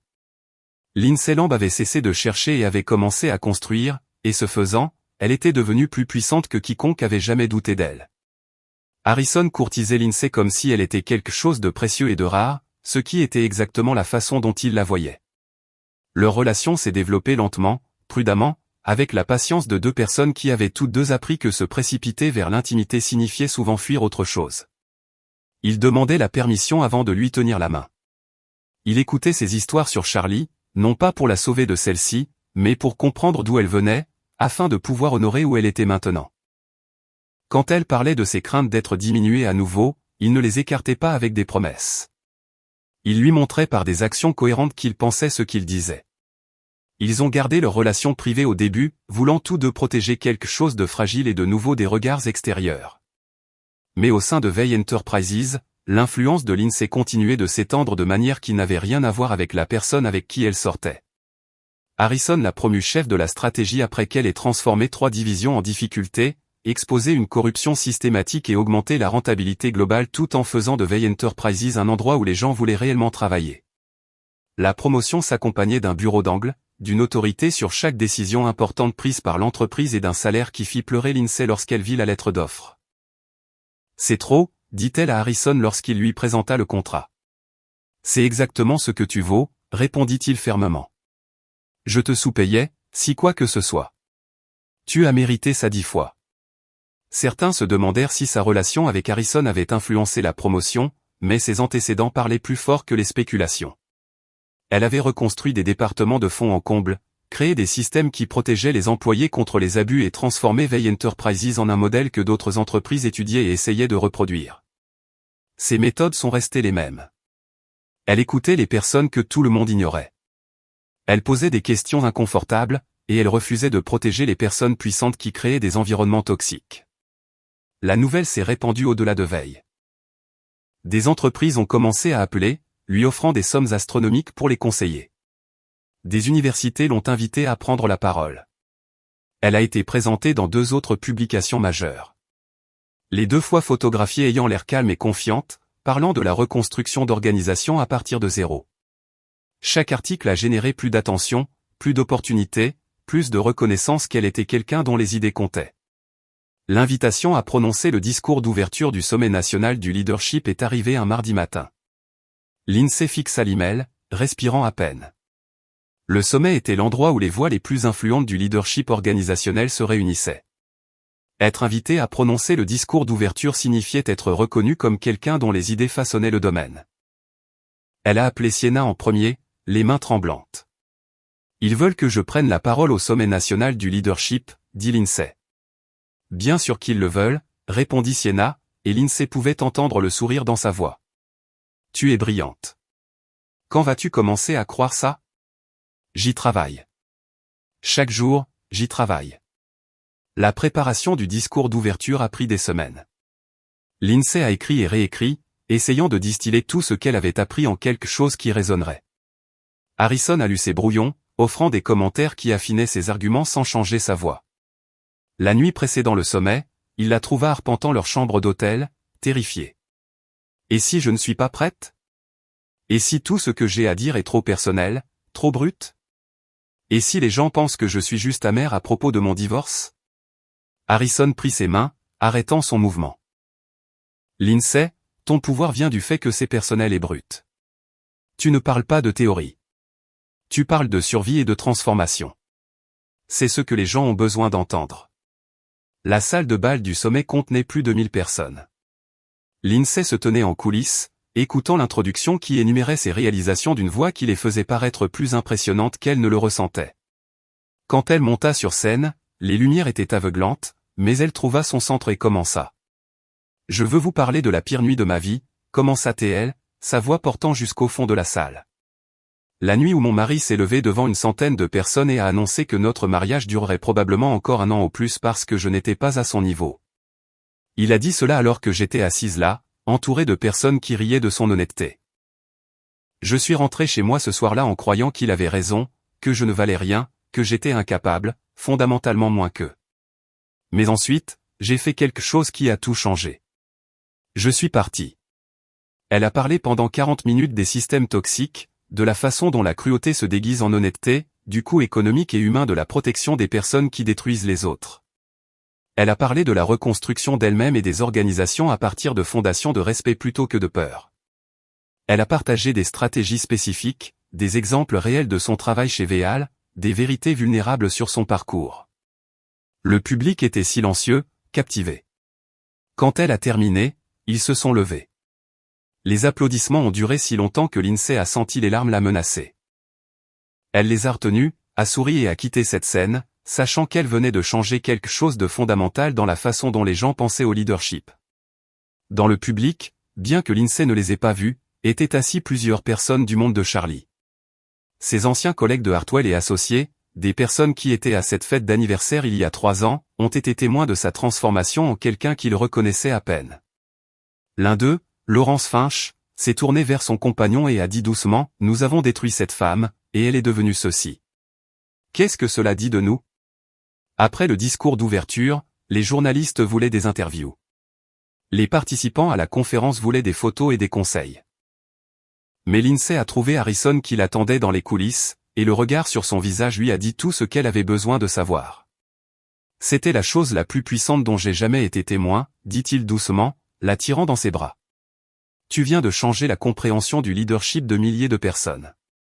Tu sais ça? J'ai juste dit la vérité. C'est exactement pourquoi c'était puissant. » Ce soir-là, au dîner du sommet, Lindsay était assise à une table avec des dirigeants d'entreprises de tout le pays. Ils lui ont posé des questions, ont sollicité ses conseils, l'ont traitée comme l'experte qu'elle était devenue. À un moment donné, quelqu'un a mentionné avoir lu au sujet de sa transformation de Veil Enterprises et a demandé à Harrison ce que c'était que de travailler avec elle. Travailler avec elle? Harrison sourit, et Lindsay sentit une chaleur se répandre dans sa poitrine à son expression. Je ne travaille pas avec Lindsay. J'apprends d'elle. C'est la personne la plus intelligente que je connaisse, et je suis reconnaissant chaque jour qu'elle ait choisi de construire quelque chose avec moi. La personne qui posait la question les regarda tous les deux, comprenant. Oh, vous êtes ensemble. Nous le sommes, confirma Harrison sans hésitation. Et avant que vous ne demandiez, non, ce n'est pas pour ça qu'elle a son poste. Elle a mérité ça avant même que nous soyons ensemble. Je suis juste assez chanceux pour être témoin de son intelligence de près chaque jour. Charlie n'avait jamais parlé d'elle avec fierté, pas en 3 ans de mariage. Harrison le faisait naturellement, publiquement, sans qu'elle n'ait à le demander. La différence était stupéfiante. Plus tard dans la nuit, dans leur chambre d'hôtel surplombant la ville, Harrison sortit une petite boîte en velours. Lindsay eut le souffle coupé, son cœur se mit soudain à battre la chamade. « Je sais que c'est rapide, dit-il, sa voix douce. Je sais que tu guéris encore de ce qu'il t'a fait. Mais je sais aussi que je veux passer le reste de ma vie avec quelqu'un qui me rend meilleur chaque jour. Quelqu'un qui me met au défi et m'inspire et me rappelle que l'amour ne doit pas faire mal. Lindsay Lamb, veux-tu m'épouser ?» Lindsay regarda cet homme qui la voyait complètement, qui célébrait sa force au lieu de la craindre, qui avait prouvé par des actions cohérentes que l'amour n'avait pas à être une arme. Elle pensa à la femme qui était sortie de l'hôtel Belmont en croyant qu'elle n'était rien. Elle pensa au chemin qu'elle avait parcouru, à tout ce qu'elle avait construit, à quel point elle avait prouvé que Charlie Dean avait tort sur tout. « Oui, dit-elle, les larmes coulant sur son visage. Oui, Harrison, je veux bien t'épouser. » Il glissa la bague à son doigt simple, élégante, parfaite et l'embrassa avec une tendresse qui lui fit croire aux secondes chances. Pas aux secondes chances avec la personne qui vous a blessé, mais aux secondes chances de construire quelque chose de réel avec quelqu'un qui mérite réellement votre cœur. L'annonce parut dans la section des affaires la semaine suivante. Lindsay Lamb, chef de la stratégie de Val Enterprises, va épouser le fondateur de l'entreprise, Harrison Val. L'article mentionnait son discours d'ouverture au sommet, son travail révolutionnaire dans la culture organisationnelle, son influence sur la philosophie du leadership moderne. Il comprenait une photo d'eux ensemble lors d'un événement caritatif, se regardant avec une affection et un respect évident. Charlie l'a vu dans le bureau de son avocat, où il rencontrait quelqu'un au sujet d'une affaire complètement différente. Il demanda à utiliser les toilettes et s'y enferma, fixant l'annonce jusqu'à ce que les mots se brouillent. Elle allait épouser Harrison Val. Harrison Val, que Charlie avait rencontré une fois lors d'une conférence et qu'il avait trouvé intimidant dans sa compétence tranquille et sa décence véritable. Harrison Val, qui était tout ce que Charlie avait prétendu être, réellement prospère, réellement respecté, réellement gentil. La femme sur la photo ne ressemblait en rien à la Lindsay qu'il avait connue. Cette femme avait l'air heureuse. Vraiment, sincèrement heureuse d'une manière qu'elle n'avait jamais eue avec lui. Même pas au début, quand il avait encore fait semblant d'être quelqu'un qui valait la peine d'être aimé, Charlie réalisa avec une clarté nauséabonde qu'il ne l'avait jamais fait sourire de la façon dont elle souriait sur cette photo. Il avait passé 3 ans à la démolir, et elle avait passé les années suivantes à prouver que tout ce qu'il avait dit sur elle était un mensonge qu'il s'était dit pour se sentir supérieur. Chapitre 6. Le règlement de compte commence. Les fantômes ne hantent pas les maisons. Ils hantent l'esprit des personnes qui ne se sont jamais excusées pour ce qu'elles ont fait à la lumière du jour. La vie de Charlie s'effondrait d'une manière qu'il ne pouvait plus ignorer. Belle avait rompu leur fiançailles après avoir lu l'article sur Lindsay, lui disant qu'elle avait finalement reconnu qu'elle sortait avec quelqu'un qui avait besoin qu'elle soit petite pour qu'il puisse se sentir grand. Les femmes avec qui il sortait depuis continuaient de partir pour la même raison, chacune articulant ce que les autres avaient ressenti. Elles étaient fatiguées d'être mesurées à des normes impossibles, fatiguées de se sentir comme si elles auditionnaient pour un rôle qu'elles ne seraient jamais assez bonnes pour jouer, fatiguées des conversations qui ressemblaient à des tests qu'elles ne savaient pas qu'elles passaient. Ses amitiés se dissolvaient également. Gareth lui parlait à peine, trop occupé à construire une vie avec Faye et à entretenir son amitié avec Lindsay, dont les amis de cette fête d'anniversaire s'étaient éloignés. Certains parce qu'ils avaient vu l'ascension de Lindsay et avaient honte de leur rire, d'autres parce qu'ils avaient commencé à reconnaître le comportement de Charlie en eux-mêmes et n'aimaient pas ce qu'ils voyaient. Son travail en souffrait. Il ne pouvait pas se concentrer sur les affaires, ne pouvait pas invoquer l'arrogance qui avait autrefois passé pour de la confiance. Les collègues l'évitaient. Sa réputation avait été discrètement endommagée par l'article de leadership Carterly qui, bien que ne le nommant pas, avait été suffisamment transparent pour que les gens de leur domaine sachent exactement qui était l'ex-mari de Lindsay. Il était devenu un compte de mise en garde. Puis vint le dîner. Moira organisait une collecte de fonds pour un conseil d'administration d'un organisme de bienfaisance dont elle était membre, et Harrison Val était un donateur important à la cause. Lorsque Moira apprit qu'Harrison serait présent et amènerait probablement Lindsay, elle insista pour que Charlie vienne aussi. « Tu dois commencer à reconstruire tes relations sociales », dit-elle au téléphone. De plus, il est temps que tu revoies Lindsay. Tu ne peux pas l'éviter éternellement. Je ne pense pas que ce soit une bonne idée, mère. La vie est pleine de moments inconfortables, Charlie. Il est temps que tu apprennes à t'asseoir avec eux au lieu de t'enfuir. Le soir de la fête, Charlie arriva au domaine de sa mère, se sentant comme s'il marchait vers sa propre exécution. La maison était remplie du genre de personnes que Moira collectionnait, riches, influentes, impeccablement vêtues, discutant de leur maison de vacances et des réalisations de leurs enfants. Il accepta une boisson d'un serveur et essaya d'engager la conversation, mais son attention continuait de dériver vers la porte, redoutant et anticipant dans une égale mesure. Quand Lindsay arriva au bras d'Harrison, Charlie eut le souffle coupé. Elle portait une robe bleu foncé élégante sans être ostentatoire, ses cheveux coiffés d'une manière qui encadrait magnifiquement son visage. Mais ce n'était pas son apparence qui le frappa. C'était sa présence. Elle se déplaçait dans la pièce comme si elle appartenait à n'importe quel endroit qu'elle choisissait d'être, saluant les gens avec une chaleur et une confiance véritables, riant de quelque chose qu'Harrison lui murmurait, touchant son bras avec une intimité désinvolte. Moira se précipita pour les saluer, son attitude complètement transformée par rapport à la façon dont elle traitait Lindsay pendant le mariage. Harris et Lindsay, comme c'est merveilleux de vous voir tous les deux. Lindsay, vous êtes absolument rayonnante. Félicitations pour vos fiançailles. Nous sommes tous si fiers de votre succès. Le sourire de Lindsay était poli mais distant, professionnel. Merci, Moira. C'est gentil de votre part de dire ça. Vous savez, j'ai toujours su que vous aviez du potentiel, continua Moira. Et Charlie eut envie de s'enfoncer dans le sol. J'ai dit à Charlie l'autre jour que vous avez dépassé les attentes de tout le monde. Vous êtes devenu tout à fait remarquable. Pas les attentes de tout le monde, dit Lindsay doucement, ses yeux rencontrant ceux de Moira avec une clarté parfaite. Les attentes de certaines personnes à mon égard ont toujours été assez basses. Si vous nous excusez, j'aimerais présenter Harrison au Jefferson. Je crois qu'il partage votre intérêt pour la conservation de l'environnement. Elle s'éloigna en douceur, laissant Moira debout là avec son faux sourire figé en place. Charlie regarda le visage de sa mère s'effriter légèrement, la réalité perçant sa illusion qu'elle pouvait réécrire l'histoire avec quelques compliments. Tout au long du dîner, Charlie ne pouvait pas arrêter de regarder Lindsay. Elle conversa facilement sur la politique du logement, les initiatives environnementales, la réforme de l'éducation, son intelligence évidente pour tous à la table.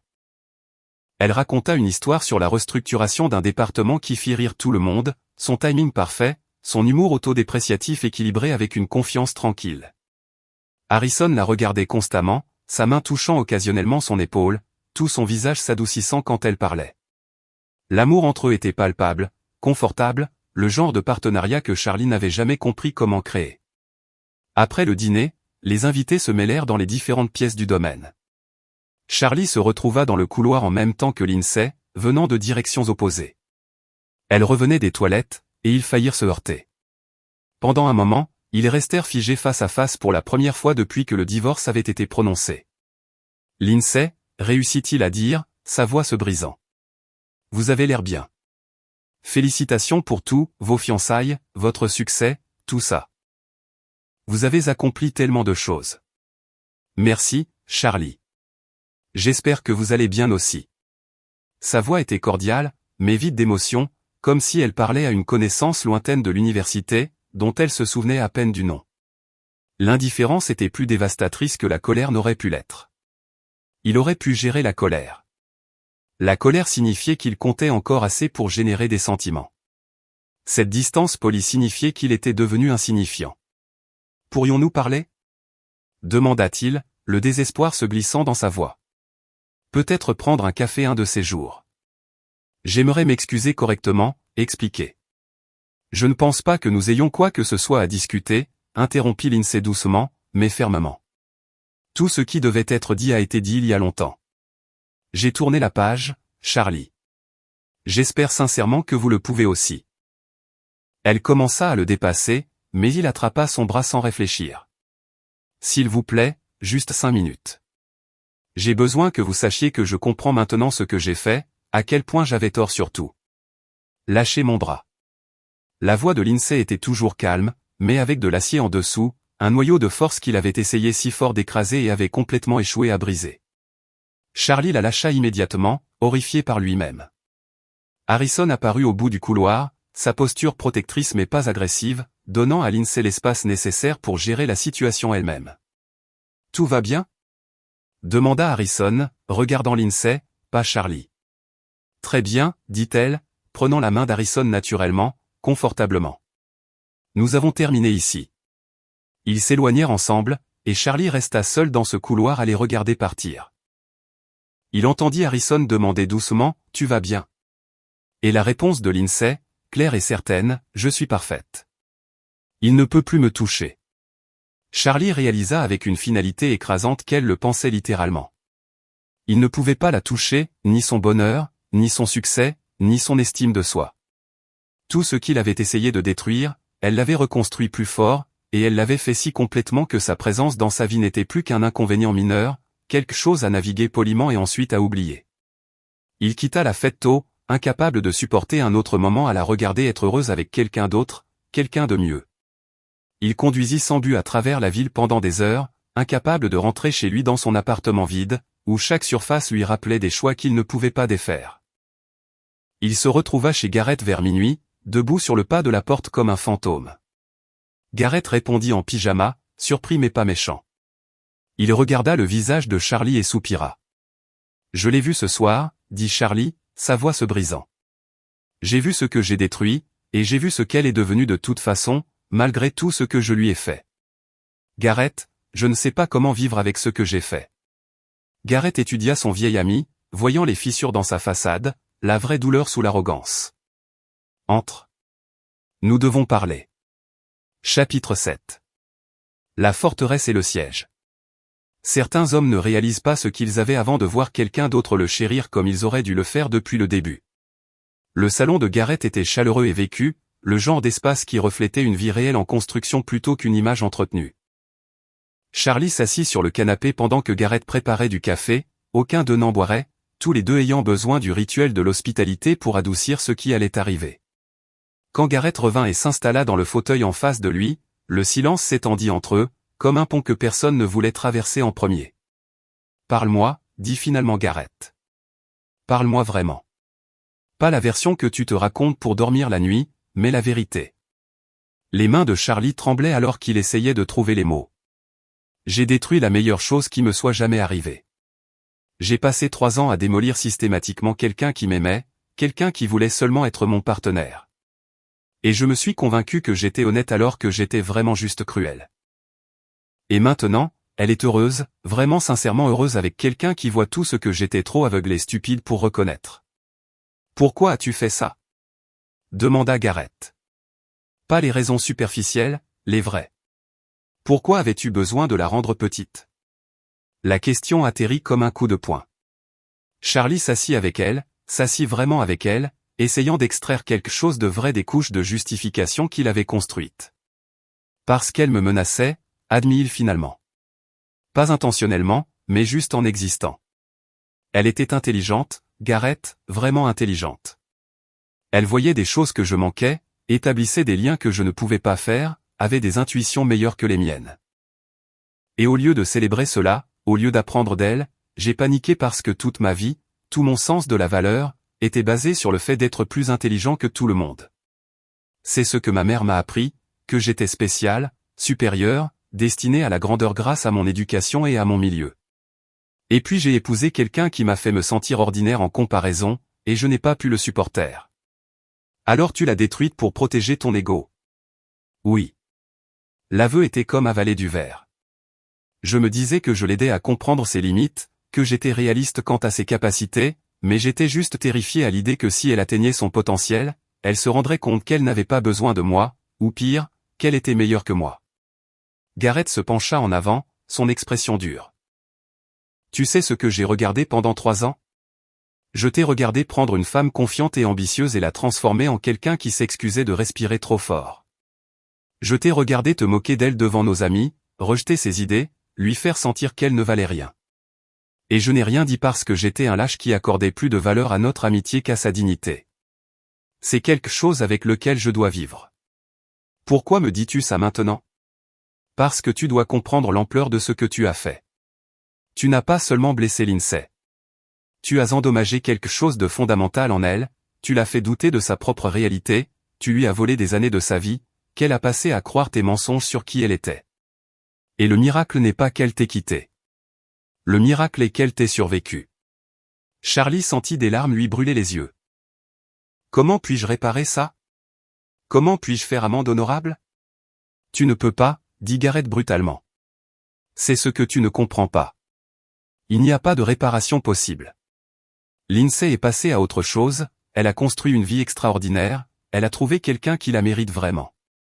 Tes excuses ne visent pas à la récupérer ni même à obtenir son pardon. Tes excuses consistent à devenir quelqu'un qui ne blessera jamais une autre personne comme tu l'as blessé. Je ne sais pas comment faire ça. Alors tu te débrouilles. Tu obtiens de l'aide professionnelle, de l'aide réelle, pas seulement quelques séances de thérapie pour cocher une case. Tu fais le travail profond et inconfortable de comprendre pourquoi tu es comme tu es. Tu fais amende honorable auprès de toutes les autres femmes que tu as blessées. Et Charlie, nous savons tous les deux que Lindsay n'était pas la seule. Tu deviens quelqu'un de fondamentalement différent. Non pas parce que cela pourrait te rapporter quelque chose, mais parce que c'est la bonne chose à faire. Fay apparut dans l'embrasure de la porte, ayant clairement écouté. Elle regarda Charlie avec quelque chose entre la pitié et le dégoût. Mon fiancé m'a raconté ce que tu as fait à ta femme. Quel genre d'homme humilie publiquement la femme qu'il aime? Quel genre d'homme passe 3 ans à détruire systématiquement la confiance de quelqu'un? Tu sais ce qui est le pire? Tu n'es même pas une exception. Tu n'es que la règle avec laquelle les femmes vivent depuis toujours. Les hommes qui ont besoin que nous soyons moins, pour qu'ils puissent se sentir plus. Ces mots frappèrent Charlie comme une gifle. Mais il ne pouvait pas les contredire. Elle avait raison sur toute la ligne. Je suis désolé, dit-il, bien que les mots lui semblaient inadéquats. Je suis tellement désolé. Ne t'excuse pas auprès de nous, dit Fay. Ce n'est pas nous que tu as détruits. Et ne t'excuse pas non plus auprès de Lindsay, car elle n'a pas besoin de tes excuses. Elle a dépassé le besoin de quoi que ce soit venant de toi. Si tu es vraiment désolé, prouve-le en changeant si complètement que l'homme que tu étais devienne méconnaissable. Charlie quitta la maison de Gareth aux premières heures du matin avec une clarté qui ressemblait à se regarder à travers un verre propre pour la première fois. Il était un monstre, pas un méchant de cinéma, mais quelque chose de plus insidieux, un homme ordinaire à qui on avait appris que son confort comptait plus que l'humanité des autres, et qui avait bâti sa vie sur cette fondation empoisonnée. Le lendemain, il trouva un thérapeute spécialisé dans les schémas de personnalité narcissique et les dynamiques de relations abusives. La femme qui l'interviewa au début était sceptique. « Pourquoi êtes-vous ici ?» demanda-t-elle. « Que espérez-vous retirer de la thérapie ? J'ai besoin de comprendre pourquoi j'ai détruit quelqu'un que je prétendais aimer, et j'ai besoin de devenir quelqu'un qui ne le refera plus jamais. Pas pour la reconquérir. Elle est partie. Elle est heureuse avec quelqu'un de mieux que moi. Il s'agit pour moi de devenir quelqu'un que je peux réellement respecter. » La thérapeute l'étudia pendant un long moment. « Très bien, mais je dois vous faire comprendre que ce travail va être douloureux. Vous allez devoir affronter des choses sur vous-même que vous avez évitées toute votre vie. Vous allez devoir assumer la responsabilité de dommages que vous ne pourrez jamais réparer. Êtes-vous prêt à cela? Je ne sais pas, mais je dois essayer. Pendant que Charlie commençait le travail lent et peu reluisant d'examiner sa propre toxicité, la vie de Lindsay continuait de s'envoler. Elle et Harrison planifièrent leur mariage, une cérémonie intime dans son domaine avec seulement la famille et les amis proches. Pas de grand spectacle, pas de pages mondaines, juste une célébration de deux personnes qui se choisissent avec des yeux clairs et un cœur rempli. Sienna était l'une de ces demoiselles d'honneur, les deux ayant parcouru un si long chemin ensemble depuis les femmes que Charlie avait essayé de briser. « Tu sais ce qui est beau » dit Sienna alors qu'elle regardait les lieux. « Nous lui avons toutes les deux survécu. Nous avons toutes les deux reconstruit. Et maintenant, nous pouvons nous voir prospérer mutuellement. Cela ressemble à la meilleure des revanches. » Ce n'est pas une revanche, corrigea doucement Lindsay. La revanche signifierait que je me soucie encore de ce qu'il pense. Il s'agit juste de moi vivant la vie que j'étais censé avoir depuis le début. Les enfants d'Harrison, Kendall et Malcolm, accueillirent Lindsay à bras ouverts. Kendall, une chirurgienne avec l'intensité tranquille de son père, dit à Lindsay autour d'un café un après-midi, « Tu fais rire mon père à nouveau. Après la mort de maman, je pensais qu'il avait oublié comment faire. Merci de lui rappeler que la joie est encore possible. » Malcolm, qui travaillait dans le droit de l'environnement, fut plus direct. « Il parle de toi constamment, de tes idées, de tes intuitions, de la façon dont tu vois le monde. Je ne l'ai jamais entendu parler de quelqu'un avec autant de respect, pas même de maman. Et il l'adorait. Tu es exactement ce dont il a besoin. » Le mariage eut lieu lors d'une parfaite soirée d'automne, les jardins du domaine illuminés de lumière douce, la liste des invités soigneusement choisie pour n'inclure que les personnes qui les aimaient et les soutenaient véritablement. Lindsay portait une robe simple et élégante qui lui donnait l'impression d'être elle-même plutôt que l'idée que quelqu'un d'autre se faisait d'une mariée. Lorsque son père la conduisit à l'hôtel, il lui chuchota, « Ta maman regarde, ma chérie. Elle est si fière de toi. » Harrison se tenait à l'hôtel, et quand il vit Lindsay s'approcher de lui, des larmes coulèrent sur son visage sans honte. Quand ils se rejoignirent, il prit ses mains et dit doucement, « Tu es la plus belle chose que j'ai jamais vue, et je suis l'homme le plus chanceux du monde. » Leurs vœux furent personnels et puissants.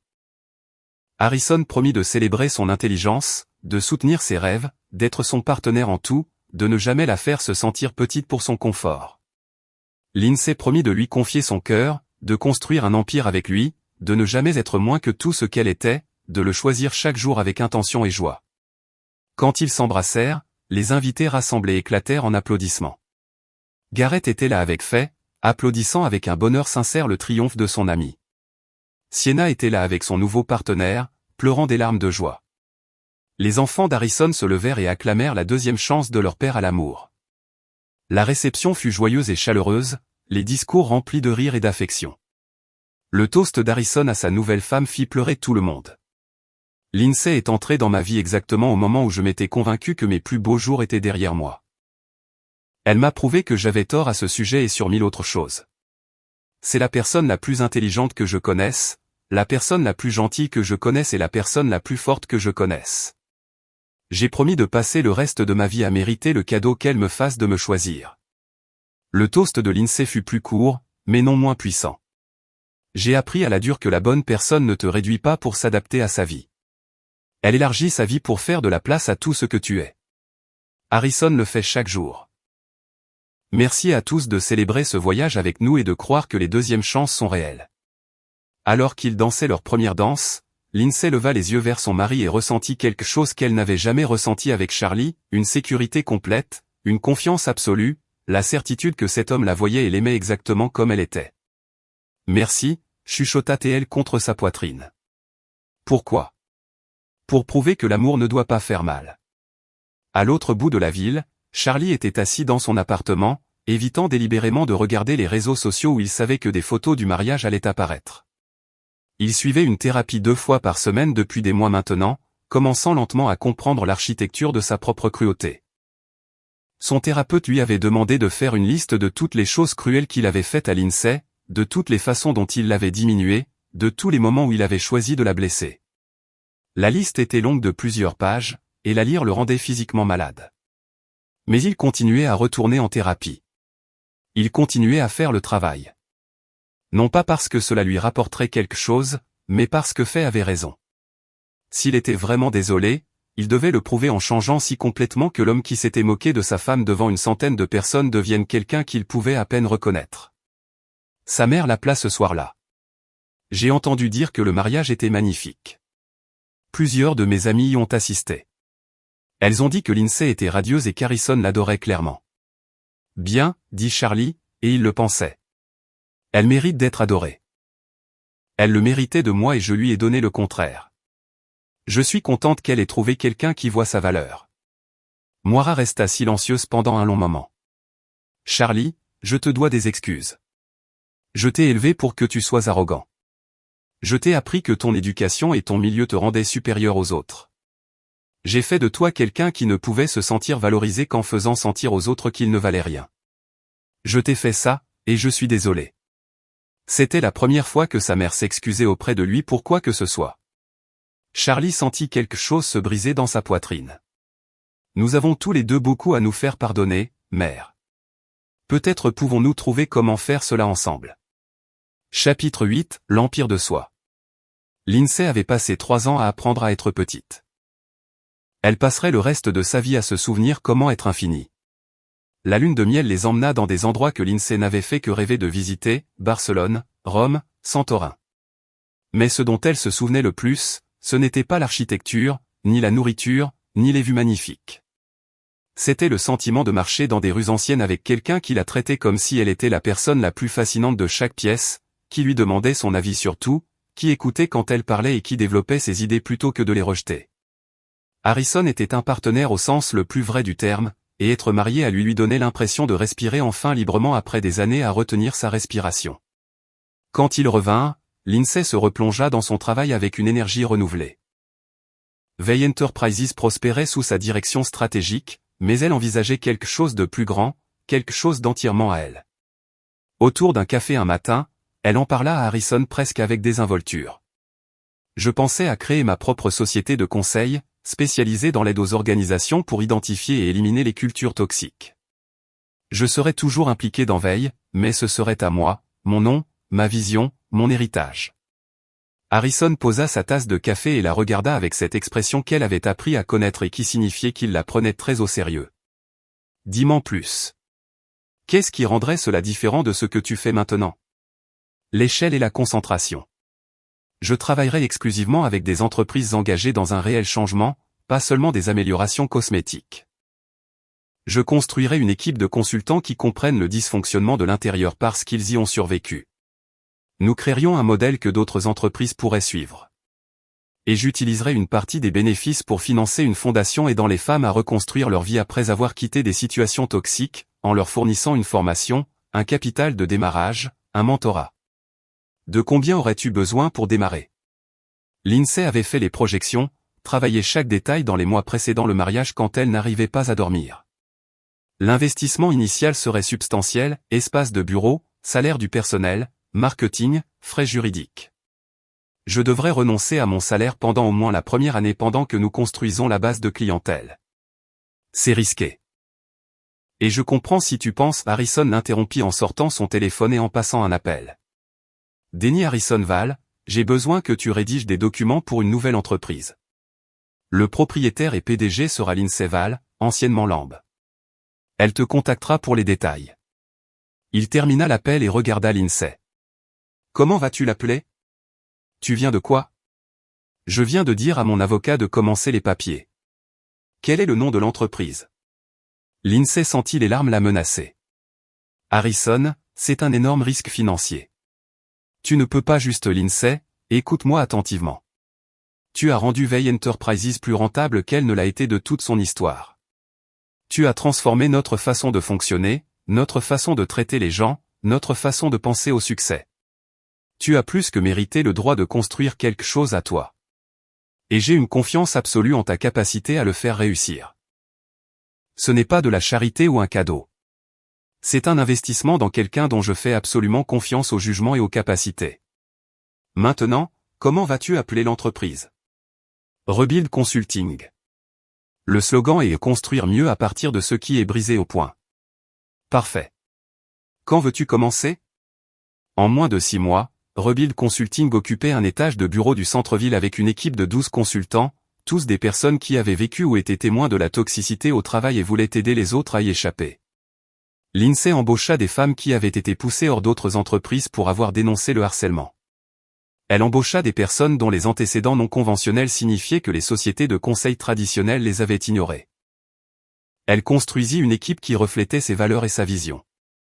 Les clients arrivèrent plus vite que prévu, des entreprises qui avaient lu des articles sur le travail de l'INSEE chez Val, qui l'avaient entendu parler lors de conférences, qui voulaient ce qu'elle avait créé pour elle-même. Au cours de la première année, Rebuild Consulting avait travaillé avec 15 grandes organisations, et chacune d'entre elles avait montré des améliorations mesurables de la fidélisation des employés, de la productivité et de la satisfaction. Les méthodes de l'INSEE fonctionnaient parce qu'elles étaient honnêtes. Elle ne masquait pas les problèmes et ne protégeait pas les personnes puissantes qui les créaient. Elle entrait dans les entreprises et leur disait la vérité, même lorsque cette vérité était inconfortable. La fondation fut lancée simultanément. Second chance, l'autonomisation économique des femmes en transition, fournissait tout ce que l'INSEE aurait souhaité qu'il existe lorsqu'elle quitta Charlie, une formation, un financement de démarrage pour les startups, un mentorat de femmes qui ont réussi, un soutien psychologique pour guérir des abus. La première cohorte était de 10 femmes. En moins de 2 ans, elle aiderait plus d'une centaine de femmes par an avec un taux de réussite qui rendait les programmes traditionnels inadéquats en comparaison. L'INSEE fit la couverture de Business Leadership Review avec le titre La femme qui reconstruit l'Amérique des entreprises, une conversation honnête à la fois. L'article détaillait son parcours, de femme maltraitée à consultante influente, de brisée à incassable. Il comprenait des interviews d'employés dont elle avait changé la vie, d'entreprises qu'elle avait transformées, de femmes qu'elle avait aidées à se reconstruire. L'article devint viral, partagé sur les réseaux sociaux, discuté dans les salles de conseil et les programmes d'études supérieures. Charlie le vit dans le cabinet de son dentiste. Il évitait tout ce qui concernait l'INSEE, essayant de se concentrer sur sa propre guérison, mais le magazine était là sur la table, et son nom, son vrai nom, sans euphémisme, apparaissait dans l'article. L'INSEE avait parlé ouvertement de son mariage, de la cruauté systématique qu'elle avait endurée, de son départ sans rien et de la construction de tout. Elle l'avait cité comme un conte de mise en garde sur ce qui arrive lorsque nous protégeons les personnes toxiques au lieu de leurs victimes. Il le lut assis dans cette salle d'attente, les mains tremblantes, les gens autour de lui vaquant à leurs occupations normales pendant que son monde basculait sur le côté. La femme sur la photo de couverture ne ressemblait presque plus à la personne qu'il avait épousée, non pas parce qu'elle avait l'air si différente physiquement, mais parce que la confiance qui émanait d'elle était impossible à concilier avec la femme qui avait l'habitude de tressaillir quand il élevait la voix.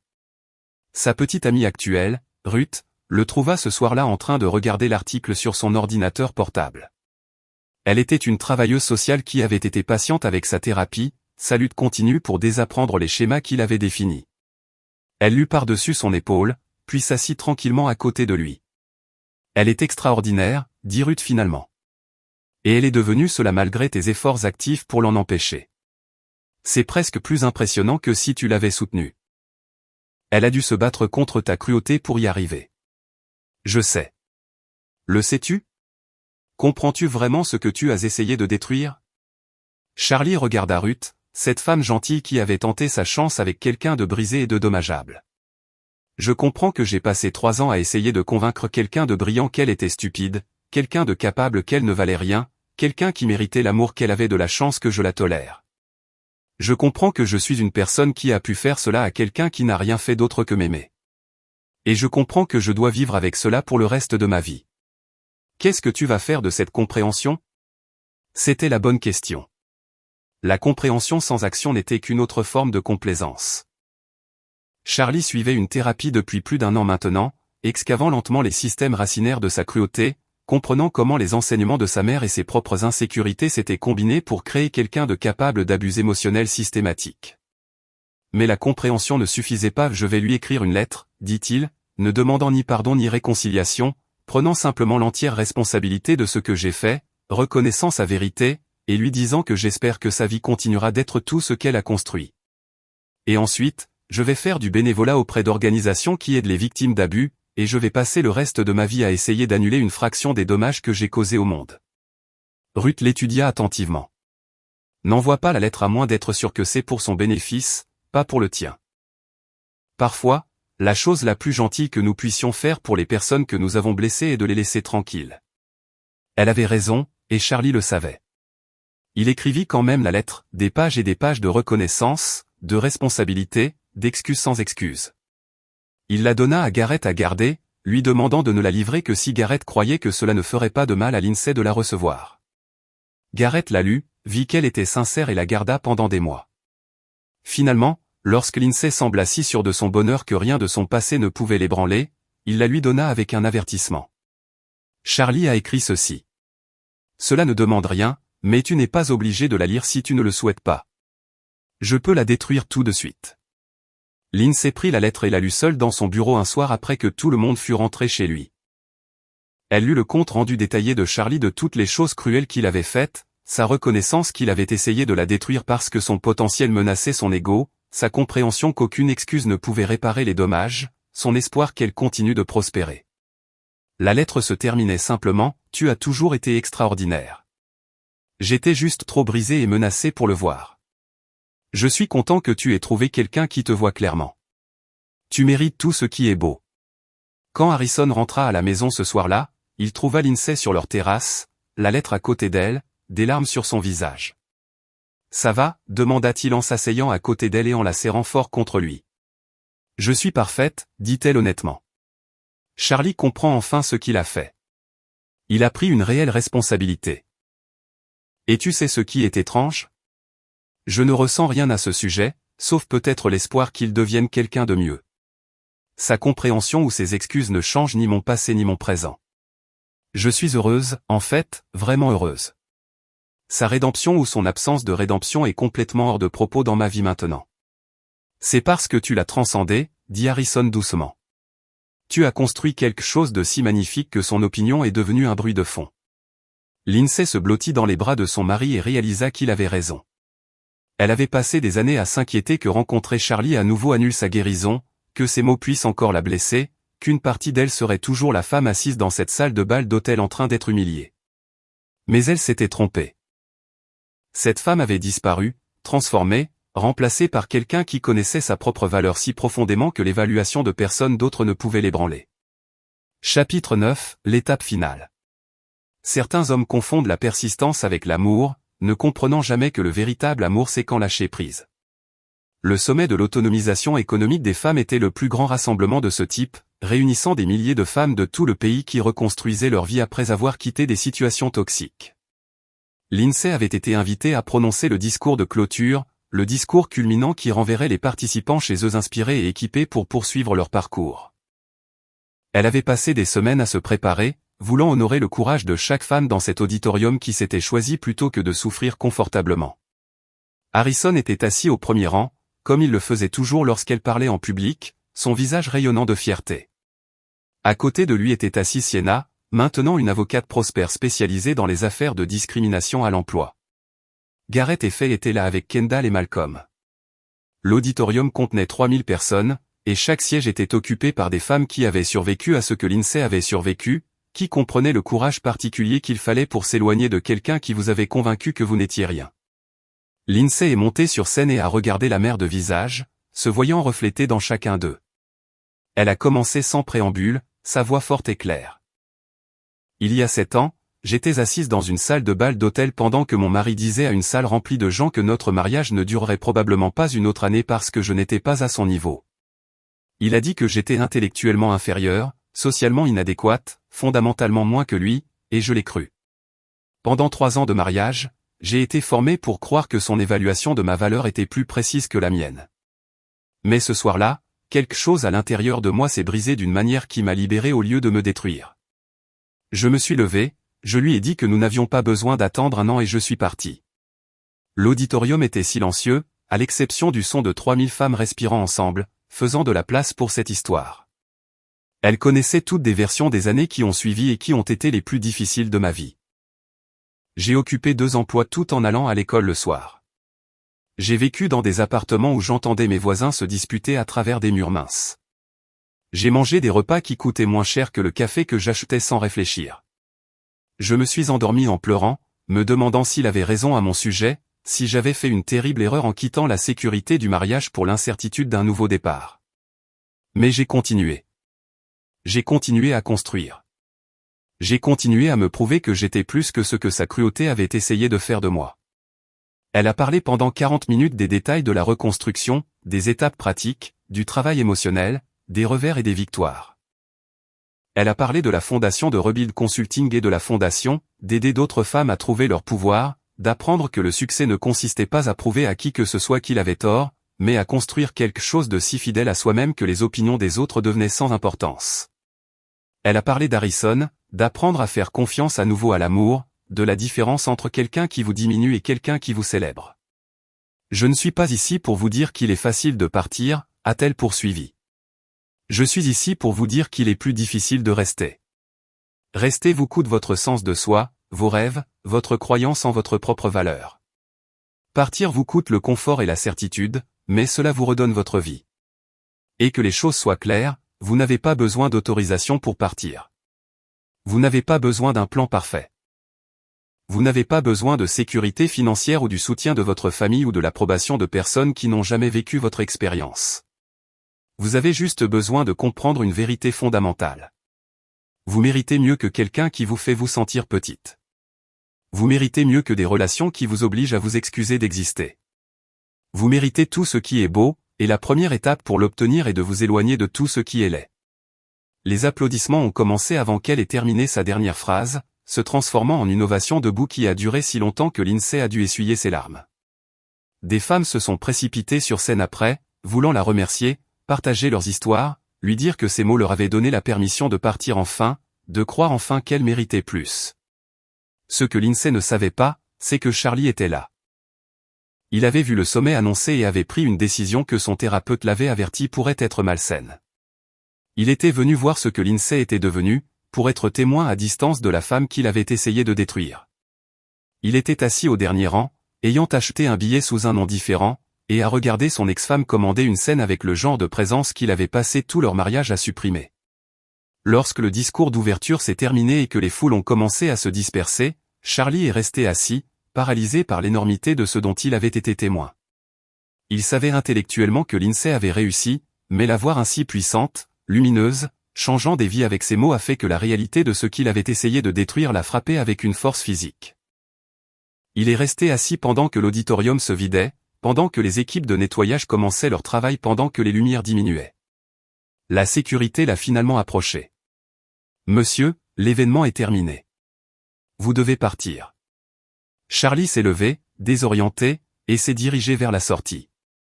Mais alors qu'il traversait le couloir, il a vu Lindsay devant lui, parlant avec un petit groupe de femmes, Harrison se tenant à proximité, protecteur. Quelque chose en Charlie s'est brisé. Il savait qu'il devait partir. Savait que sa présence ne ferait que causer de la douleur. Mais le besoin de lui parler une dernière fois a submergé toute pensée rationnelle. Lindsay, a-t-il crié avant de pouvoir s'en empêcher. Elle s'est retournée, et son visage est devenu complètement immobile quand elle l'a vu. Les femmes autour d'elle se sont instinctivement reculées. Harrison s'est avancé, se plaçant légèrement entre Charlie et Lindsay, protecteur mais pas agressif. « Que fais-tu ici » a demandé Lindsay, sa voix soigneusement neutre. « Je suis venu t'entendre parler. J'avais besoin de voir ce que tu étais devenu. » La voix de Charlie s'est brisée. « Lindsay, j'ai besoin de te parler. Juste 5 minutes, s'il te plaît. »« Sécurité » a dit Harrison doucement. Mais Lindsay a touché son bras. Ça va. 5 minutes ici avec Harrison présent, et ensuite tu pars et tu ne me contactes plus jamais. C'est la limite. Charlie a hoché la tête, reconnaissant et désespéré. Ils se sont déplacés vers un coin plus tranquille, Harrison se tenant assez près pour intervenir si nécessaire, mais assez loin pour leur donner de l'espace. Charlie a regardé cette femme avec qui il avait autrefois partagé un lit, partagé une vie, et l'a à peine reconnue. Pas parce qu'elle avait l'air si différente, mais parce que la peur qui définissait autrefois sa présence autour de lui était complètement absente. « Je suis en thérapie » a-t-il commencé. Une vraie thérapie, plusieurs fois par semaine, depuis plus de 2 ans maintenant.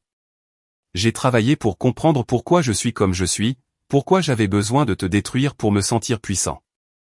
J'ai fait amende honorable auprès d'autres femmes que j'ai blessées. J'ai fait du bénévolat auprès d'organisations qui aident les victimes de violences. J'ai essayé de devenir quelqu'un de fondamentalement différent de l'homme qui s'est levé dans cette salle de bal d'hôtel et t'a humilié. Pourquoi me racontes-tu ça, a demandé Lindsay doucement. Parce que tu mérites de savoir que ce à quoi tu as survécu n'était pas de ta faute, que tu n'as jamais été le problème, que tout ce que j'ai dit sur toi était un mensonge. Je me suis dit ces choses pour justifier ma propre cruauté. Tu as toujours été brillante, toujours capable, toujours plus cassée.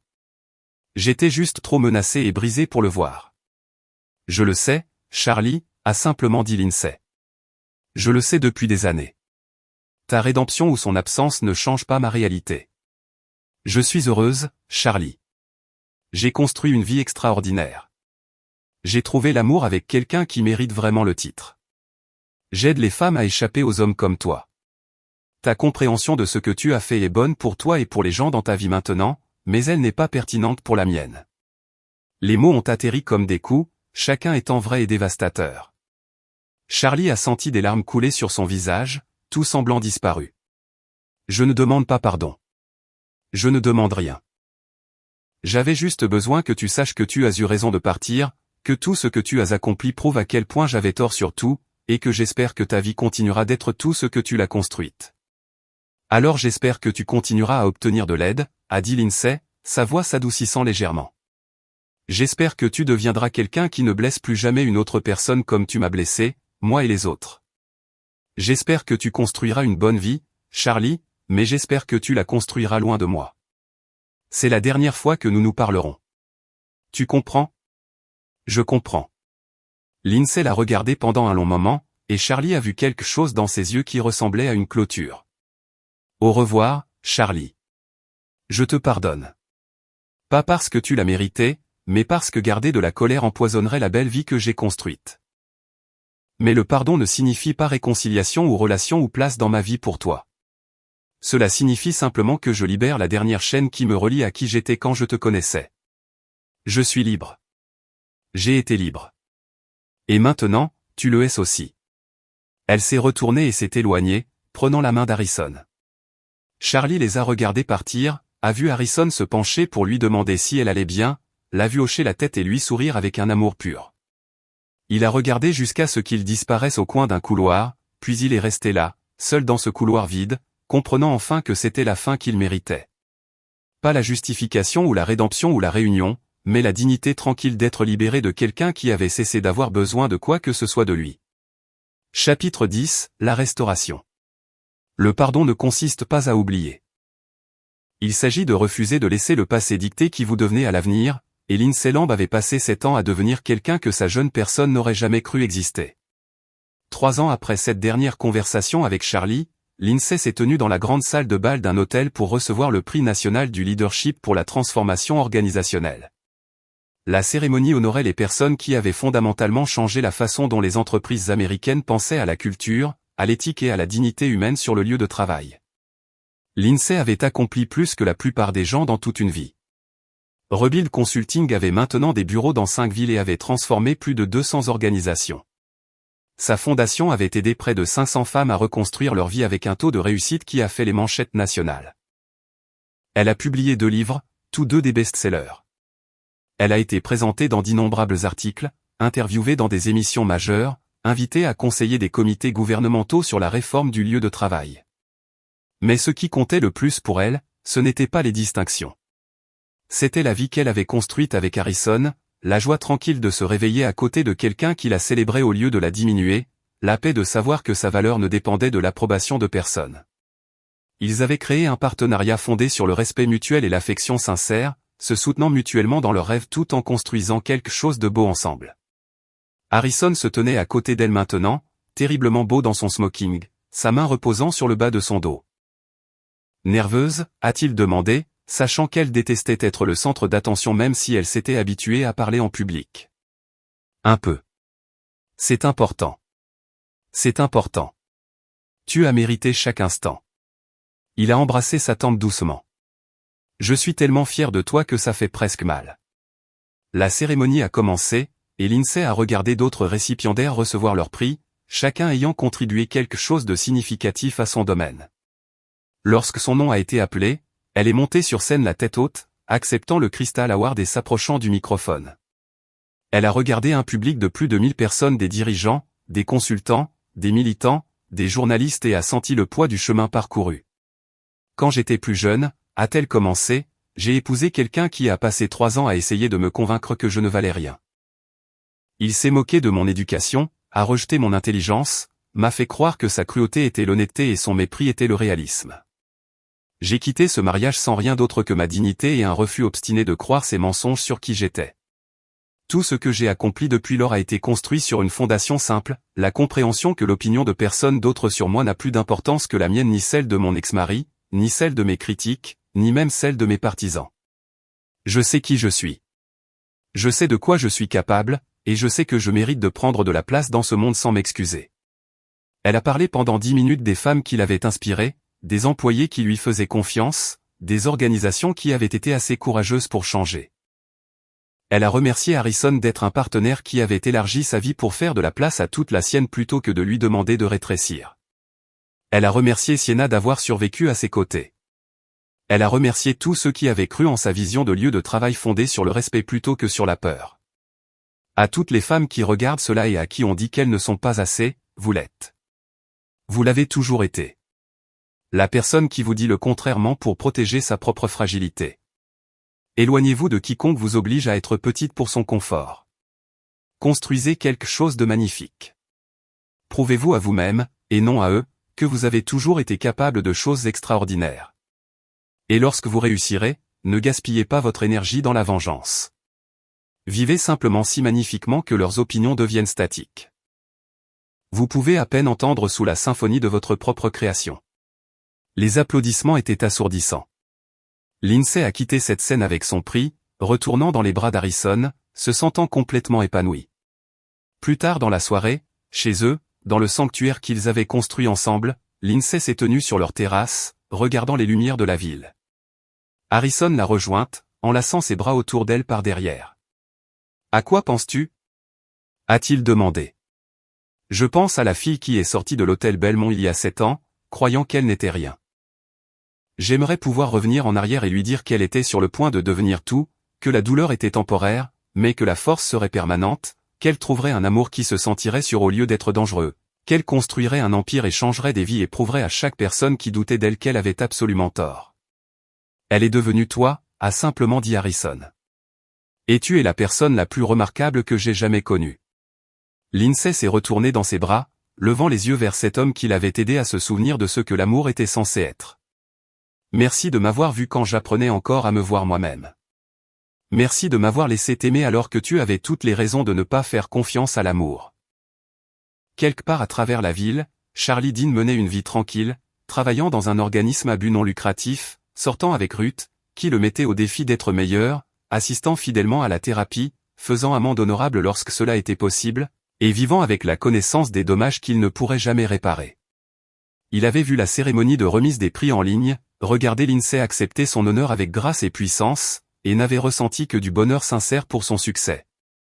Il était devenu, enfin, quelqu'un capable de célébrer le triomphe d'une autre personne sans avoir besoin de le diminuer ou d'en faire une affaire personnelle. Mais sa rédemption était sa propre histoire, distincte de celle de Lindsay, sans importance pour son bonheur.